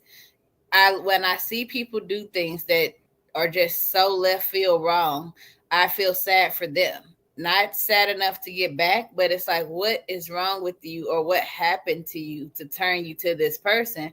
Because it's like, I don't want you back, but I also don't want you wreaking havoc on the world that I'm trying to fix. Like, how can you be fixed too? Because I feel like when people have to separate and things go wrong, in a world in my head, I guess, that both people should have what they need to heal. It doesn't mean that they need to come back together, but sometimes it's like, I'm such a fixer that I don't want to fix the marriage, but I do wish that my friend or my ex-friend could get the help. Like, it's like, hey, don't do that, do this, And so it becomes a fine line of how to forgive when I don't hate you, or how to, you know what I'm saying? It's weird. Look, for me, I don't think I could be wrong, or let you correct me, right? But I like getting all of you all's opinions, because there's no right or wrong. I'm here to learn and listen. I don't think the other person comes into my thoughts. It's not about them, it's about me, and it's about me healing from the pain that I felt from whatever's happened. If that makes sense. Yeah. As long as I can come to terms with that myself and not feel any more pain, then I'm good. What you do with yourself, my friend, is by the by. It's not that important to me, really. I say that. I mean, maybe if anything, even if I thought the other person is cured. I heard what you said, Coach K. I'm trying to pick my way through this without. No, it's okay. I'm listening. Normally this is not. Normally it's a different situation that we talk about forgiveness, right? Someone basically done something wrong to you, they've caused you pain or anguish or whatever, right? And then you have to learn to forgive them and move on, right? So even when that happens, I expect them to default to their old ways eventually. One day they'll go back to it. Yeah. I will tend to react very aggressively the second time round. The first time it was something. Second Shame time on you. I was a fool. Shame on me. Shame on There you you. go. Third I'm an time, idiot. I don't know. third time can't happen. I won't let it happen. I just think that if you know a person's character, Mm-hmm. and after 20 years you know a person's character, or you thought you knew a person's character, and you find out they've been wearing a mask, and the mask is a big old fat bag of untruths, then I would say it's very easy for you to say, that was then and this is now. I'm moving forward. And it's hard because you lose your best friend, and it's hard because of the circumstance. But I say that when the bag of untruths becomes apparent, then that means the person you thought that you liked and was your friend for all those years wasn't the real person. Yeah. So I see it very black and white, I suppose, in that I say, if you've lied to me and you've cheated and you've told me stuff that wasn't true, you've barefaced lied to me, you've played me like a bloody bag of toys, a pack of cards, you've played me like a game. You don't get a second chance at that, boy. Right. No, not and at all. so it's not only do you not get a second chance, you don't get a second chance to hurt me. And so if you can, you just go and you try to push forward like you are. And I think that because you have such strong faith, you'll find answers in the Bible. I think you'll find answers. I mean, you can always reach out to Dr. Marcia. She's an amazing person who always has the answers. But I, for one, have had to deal with every kind of distrust, every kind of that's why people say, oh, well, lived experience. No, there's nothing to be proud of. Do you know? Yeah. I don't write lived experience. I don't want this bag of distrust at all. Exactly, right? I'm a coach, but I'm not a coach because I've got lived experience. Look at me. I've had all this crap. I can do this. I can do that. What I would say is this: we're talking about giving ourselves the space to move forward into the new year with a little bit less damage. So it's damage limitation, really. So if you can find some space somewhere and you just find that space and you move forward. Sorry, go for it. I just wanted to say, especially people with like mental health issues or substance abuse issues, the early memories, they are still your memories. Like that's okay to like still feel fond of those. Like that's not a bad thing. And it's very hopeful that people can change, as I think we all have, as we've grown up. But I'm definitely on any side, like, one chance and then no, goodbye.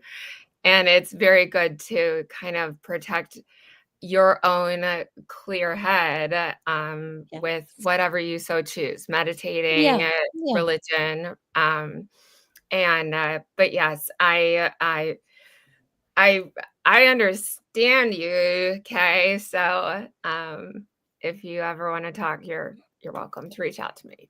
I'm not a coach either. I'm just like a regular girl. I'm going to be on here a lot. Tanya Foss, I just sent you the StreamYard link because Tanya asked where the link was. So I just sent it to her, to the DM.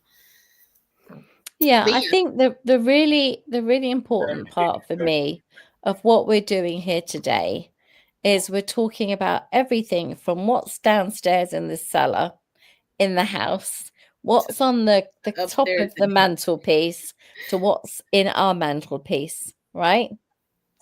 And it really is from grassroots all the way up. And here is Tanya. Hey. Hello. Can you hear me?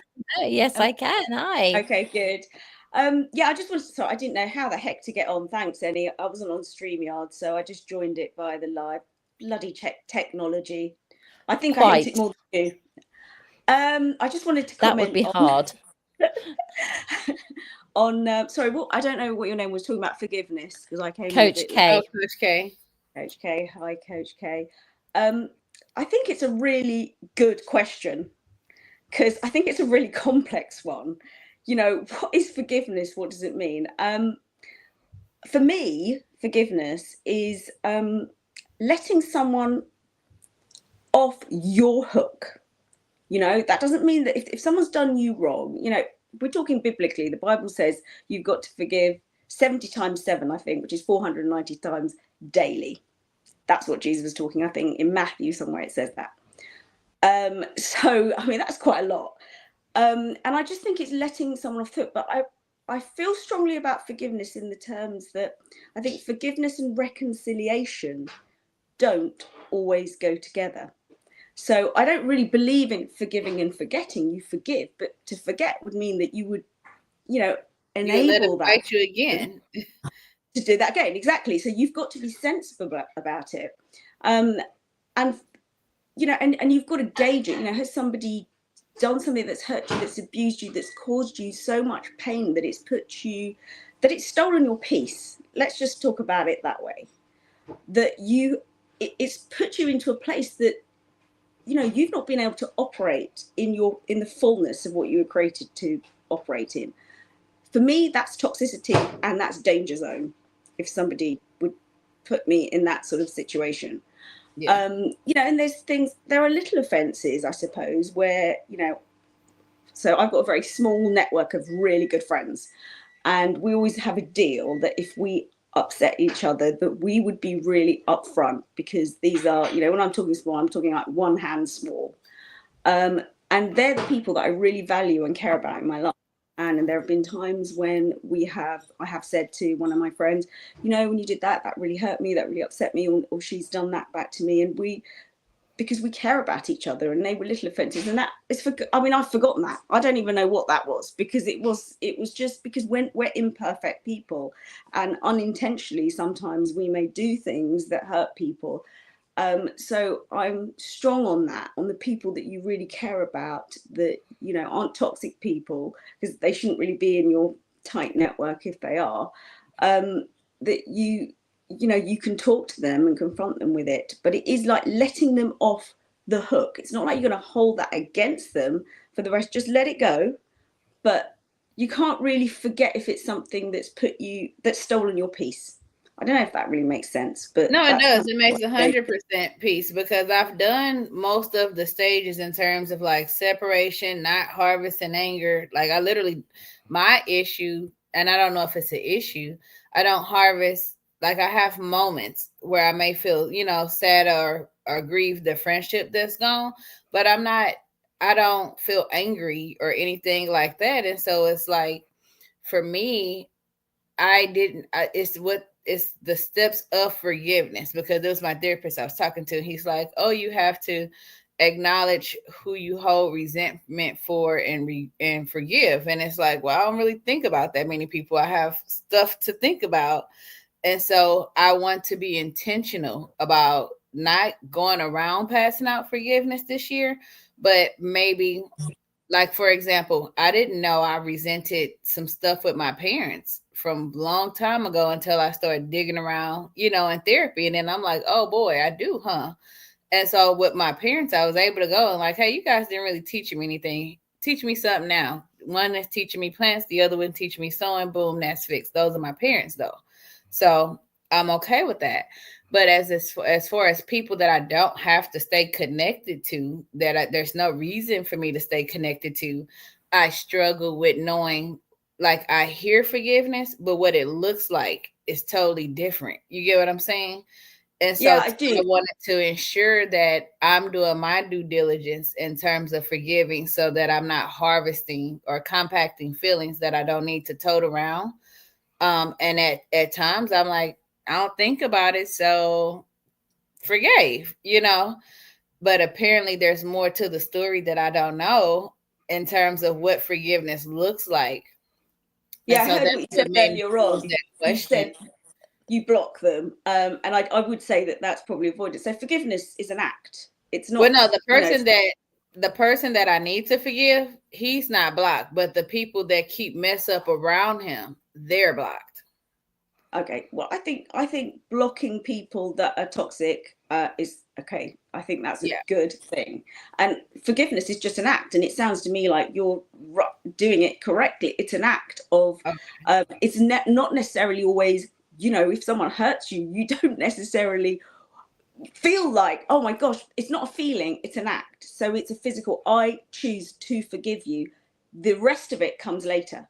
So the manifestation of that act will follow the conscious choice and the intention of choosing to forgive. I appreciate you. I appreciate all of the feedback. I felt like this was a great place to pose the question, and I love the different perspectives, because I just really like, at times, like I said before, sometimes the articulation of it is healing for me within itself, because I tend to kind of know, I generally know what to do. I'm not even gonna say kind. I generally know what to do, because I'm not a malice person. And so sometimes I'm too nice is the problem. But if you take forgiveness as it's yours, okay, it's yours. You can choose who you give it to, okay? And in doing so, it cleanses you. So you've then got the space for something else to move on. So if you imagine taking it to really basics, right? If you imagine them as a dirty dish, yeah? You tidy it up, you clean it up, you make it all sparkle and new, you release it, it's gone. And then now you can move on. You have to, it's for you. Forgive, and Michelle says, forgiveness, it's not about them, it's about us 100%. It's ours to give. It's our choice. Do we forgive or do we not forgive? Do we clear our heads or don't we clear our heads? And actually, the person who benefits most is when you've done that cleansing exercise, is you. Because you've got the meditation space, you've got the space to do the things that your mind wants to do. And you've got a very active mind. And what does Michelle Ramos say? She says, Michelle Ramos says, I found most of the personal success in forgiveness came when I stopped seeking validation from others and became unapologetically honest. That's a good one. How my feelings were affected. That's the lady. So that's what we're saying. We're saying it's yours, it's for you, and you don't have to seek anybody else's validation. It's for you. That's what I believe as well. And I also think that we can forgive and choose not to forget, or we can forgive and go, I'm just going to have one eye, just carefully watching, just in case, right? Because like we said, sometimes the snake comes back to bite us twice. So we just need to be smart, right? Hang on, we've got somebody called Caesar Alcantara. Hello, Caesar. I think this is the first time we've actually had a message, so this is great. One way that you can clear out the old, declutter, make room for the new, is by making one decision that will save you from making dozens, hundreds, and even thousands of decisions in the future. Subscribe less, tailor your headspace to the purpose of mind shift, like that. That will pivot you in the direction you want, yourself pointing to all the world good. So if you take the first part of what he's saying, it's part of the decluttering process is when you clear out those problems, like you said, all those people surrounding the one guy, right, that could give you hundreds and thousands of other issues by blocking all of them, you stop that. If we just take you as an example. Yeah, I'm cool with that. And then we say that saves you dozens or hundreds or thousands of decisions in the future. Of people coming back with a load of words, verbiage as you call it. Subscribe less, tailoring your headspace to the purpose of a mind shift that will pivot you in the direction you want yourself to go. I think that is what you're trying to do anyway. Your 90 days is your pivot, and saying these are the 90 days I'm taking to do Bible class and to do just focus on growing my business and focus on growing you. Yeah. Growing you, growing your business, and becoming back in touch with what you feel you need to be, isn't it, really? It's like a drinking poison hoping it harms the other person. Yes, very good. Very good. Yeah, exactly. Right. But it has to be, if you see forgiveness as yours, right? You got a big old bucket of forgiveness and you choose who to distribute it to. But be wise, because not everybody you distribute it to isn't going to still come back and bite in the ass, right? Yeah. That's all I'd say. But definitely, make sure that you understand that people who hurt you will not apologize. So apologize to yourself for carrying their burden. I mean, that was a good point you made earlier. But I personally would say, decluttering your mind, decluttering is a starting point of decluttering your home. You can't actually start decluttering around you until you've given yourself the headspace and the room to do it. So you'd already started that decluttering process. You just didn't give yourself credit for it. I will say no, because I generally agree with all the Michelles in the room. Because I'm like, wow, where'd you guys get these Michelles? The Michelles I know are not this positively active. But what I will say, because I just read the last one that the other Michelle put, and what I can say is when I actually went to people, and there were several that I'm like, hey, when you did this, or XYZ, whatever the issue was that needed to be forgiven, I actually got an apology from everybody I said something to, because of the way I articulate myself. Every single person that I love, I'll say that, because I didn't bother to waste my oxygen on people I don't want in my life anyway. But for those that I actually love, share the love with, and I actually said, hey, when you did this really did XYZ to me, I actually got an apology from everybody. And some of those people one of those people I just don't want to pursue a future with anymore. But to get that apology and have to have that conversation that I thought was so tough, after having that conversation, it really wasn't that tough after all. See, here's one thing I will say, Coach K, and to anyone else who's listening.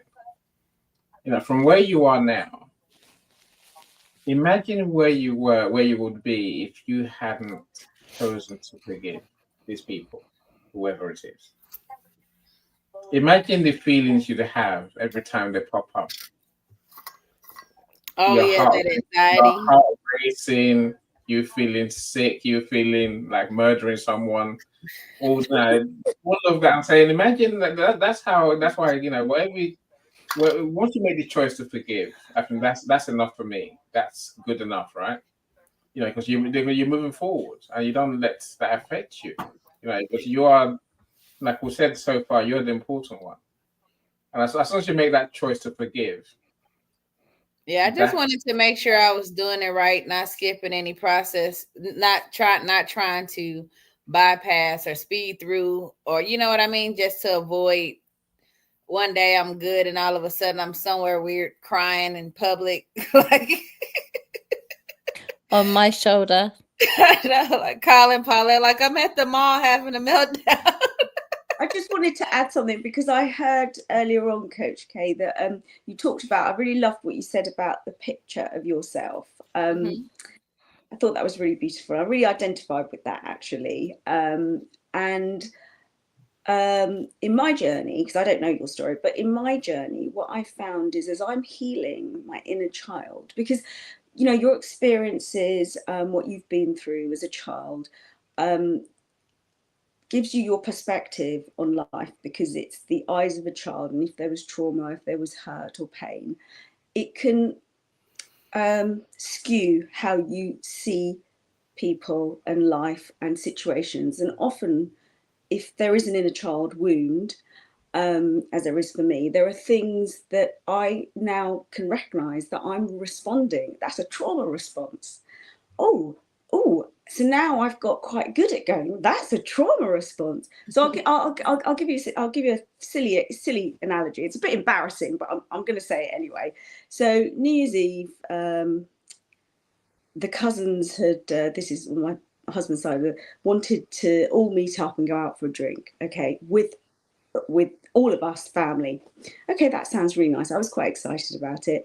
My children were excited. And then my sister-in-law texted and said, oh, do you know what? I think the pub we were going to go to is going to be too busy, because I didn't want to do it late on New Year's Eve. So let's just leave it for another time. Okay. Immediately, trauma response, rejection, abandonment. And I went, oh, I was really upset. I felt really cross with her. I was like, okay, we'll regroup. What's going on here? Trauma response. What's your trauma? Rejection, abandonment. No, it's not rejection. I was annoyed with her. I was like, yeah, whatever. And my husband went, oh, why don't you say, ask everyone to come around here? I was like, no. Childish, infantile. You know, I was cross. No. Thought about it. And I said, you know what? Why don't you all come around here? We'll have drinks here instead. The higher self responded, and I felt great about it.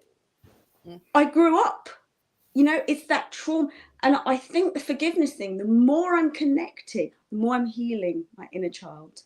And a lot that's thanks to Paulette, is the response now is not of offense. This is the great thing about it. So if I can catch it and go, that's a trauma response. That you do not need to be upset about this, because you can throw out what throw out something else. And I decided, even if she declined the offer, I wasn't going to be upset about it. I just made a decision. That was good. Yeah, it was literally yesterday when I took the initiative to say, in the middle of a decent conversation, like we had a very cordial conversation, and then I say, I need to tell you something. You know, when you did XYZ, that really hurt my feelings, but that's not something I'm used to telling people.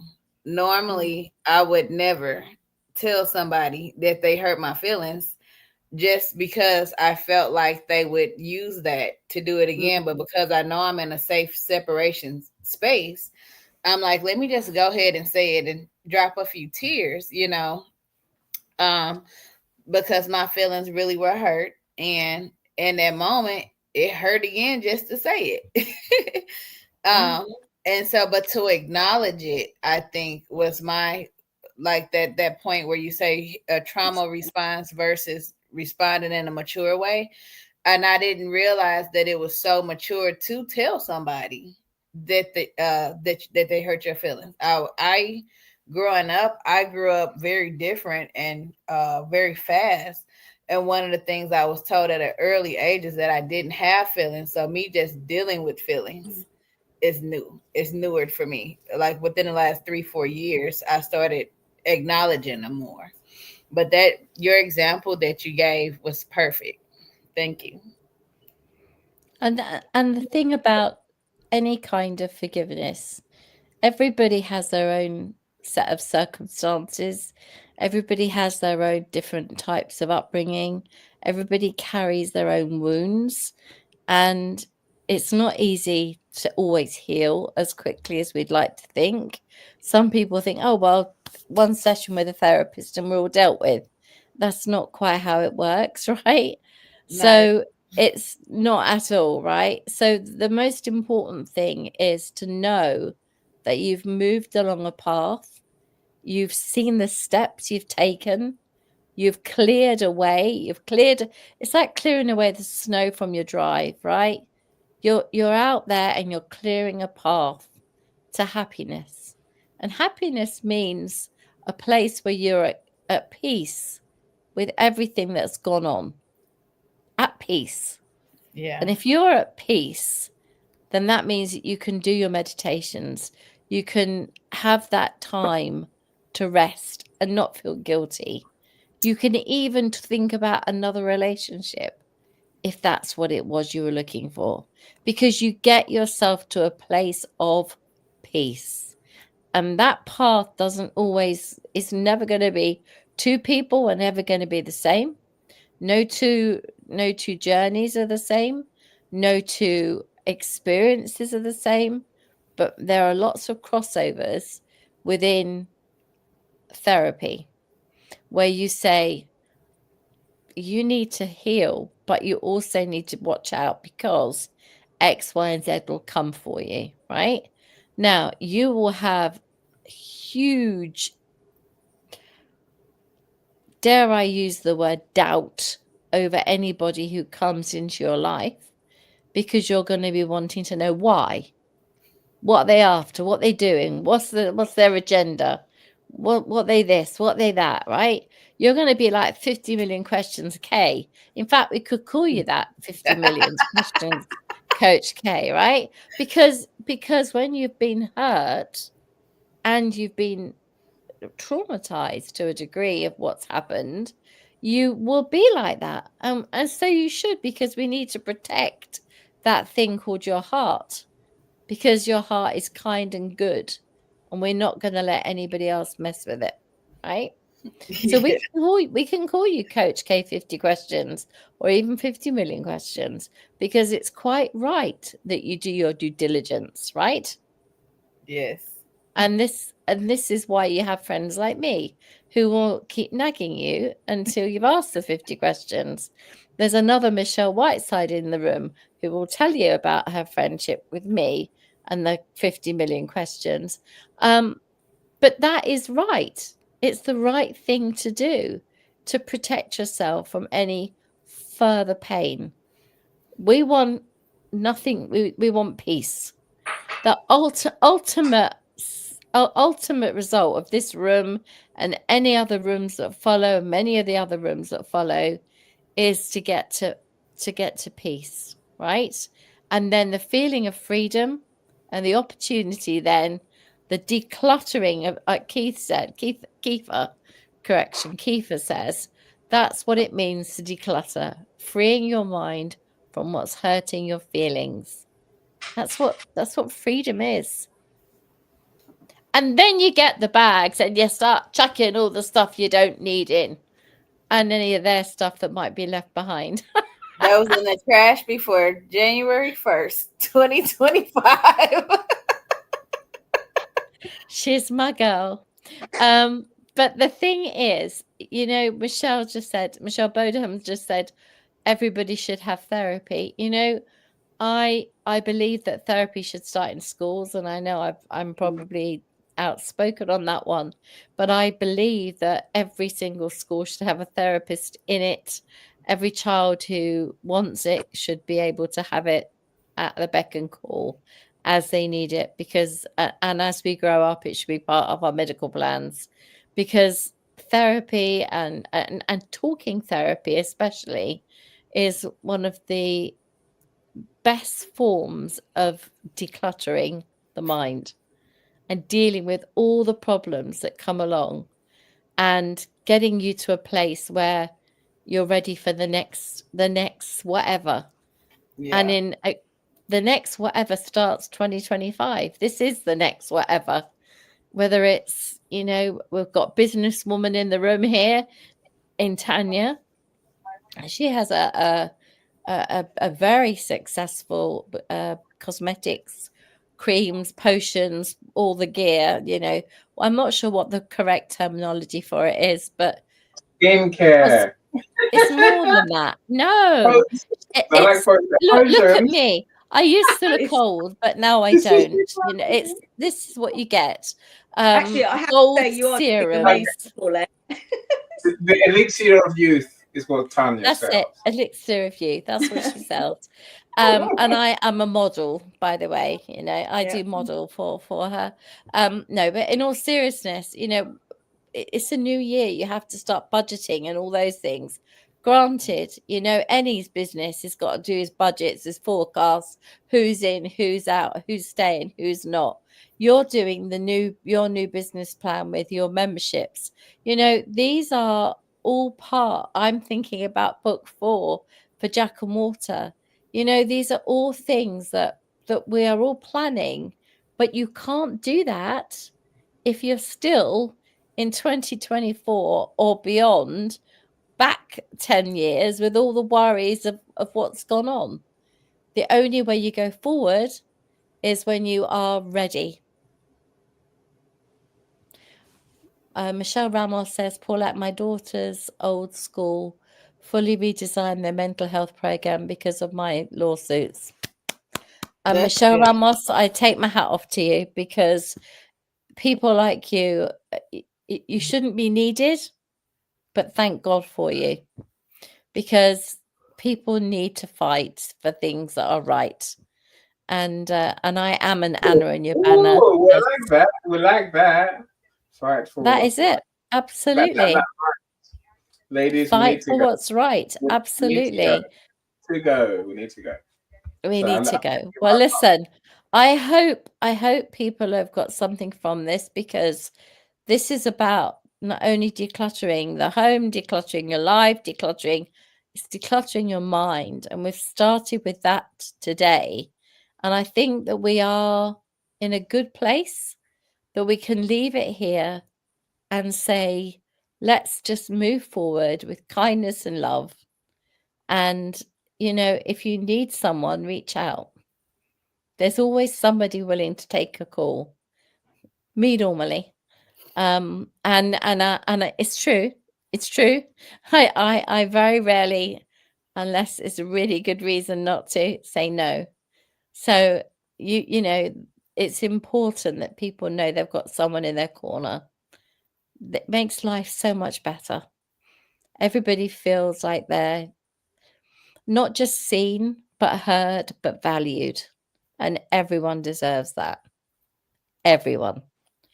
And if there's anybody in the audience that feels they want to get in touch, use the DMs and contact me. But, you know, the most important thing is, remember, these rooms are for everybody, and they are recorded now. You can go back and you can rewatch them. And I think that, Michelle, you've been at, well, all the Michelles, to be honest, have been wonderful. The amazing Tanya, we've had Joni, we've had Coach K. And you know what? I really, I think I would love any. Did you get the video sent to you? No. Who? Oh, well. Okay, you'll have to watch it after. No. Sadly. Oh, well. We'll have to watch it after. No, we can play it in our next room, but you know, go to Paulette's post. Okay. If you post it out, we can go to your post and pull it. Yeah, I've posted it and I'm very excited about it. So I hope you watch it. Leave lots of wonderful comments, because I'm so excited. I'm like a kid in a candy store. Likes and comments, please, not just emojis. Yeah, please. Yeah, it's really important for me. The books have been successful, but we need to make them even more so. So thanks, everybody. Good night. Thank you for coming, and we'll say goodbye.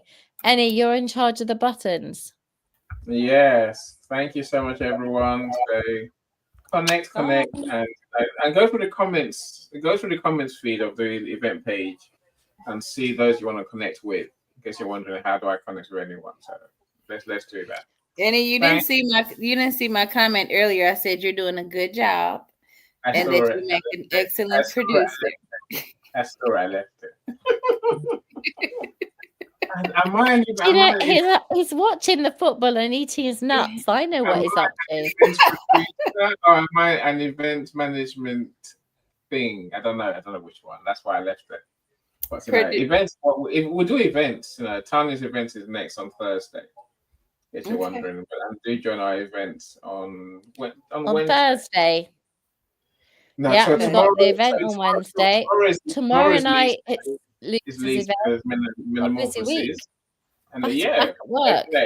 Tanya's on Thursday, Tanya. I'll remind you again. Yes, I take the hint. Thursday. I take the hint. Send me an invite, Tanya. I will. I'll send everyone an invite. Of course, I will. Enjoy your evening. Okay. Thanks, Tifa. You're a star. Take care. Bye, everybody. Bye. Bye. Let me play our outgoing song. I can find it quickly. Yeah, of course I can. Okay, Every step forward is a new beat to your drama. Every step forward is a new beat to your drama. She's success with Global.Media.com and celebrate it with or without champagne or rum. She's success with Global.Media.com.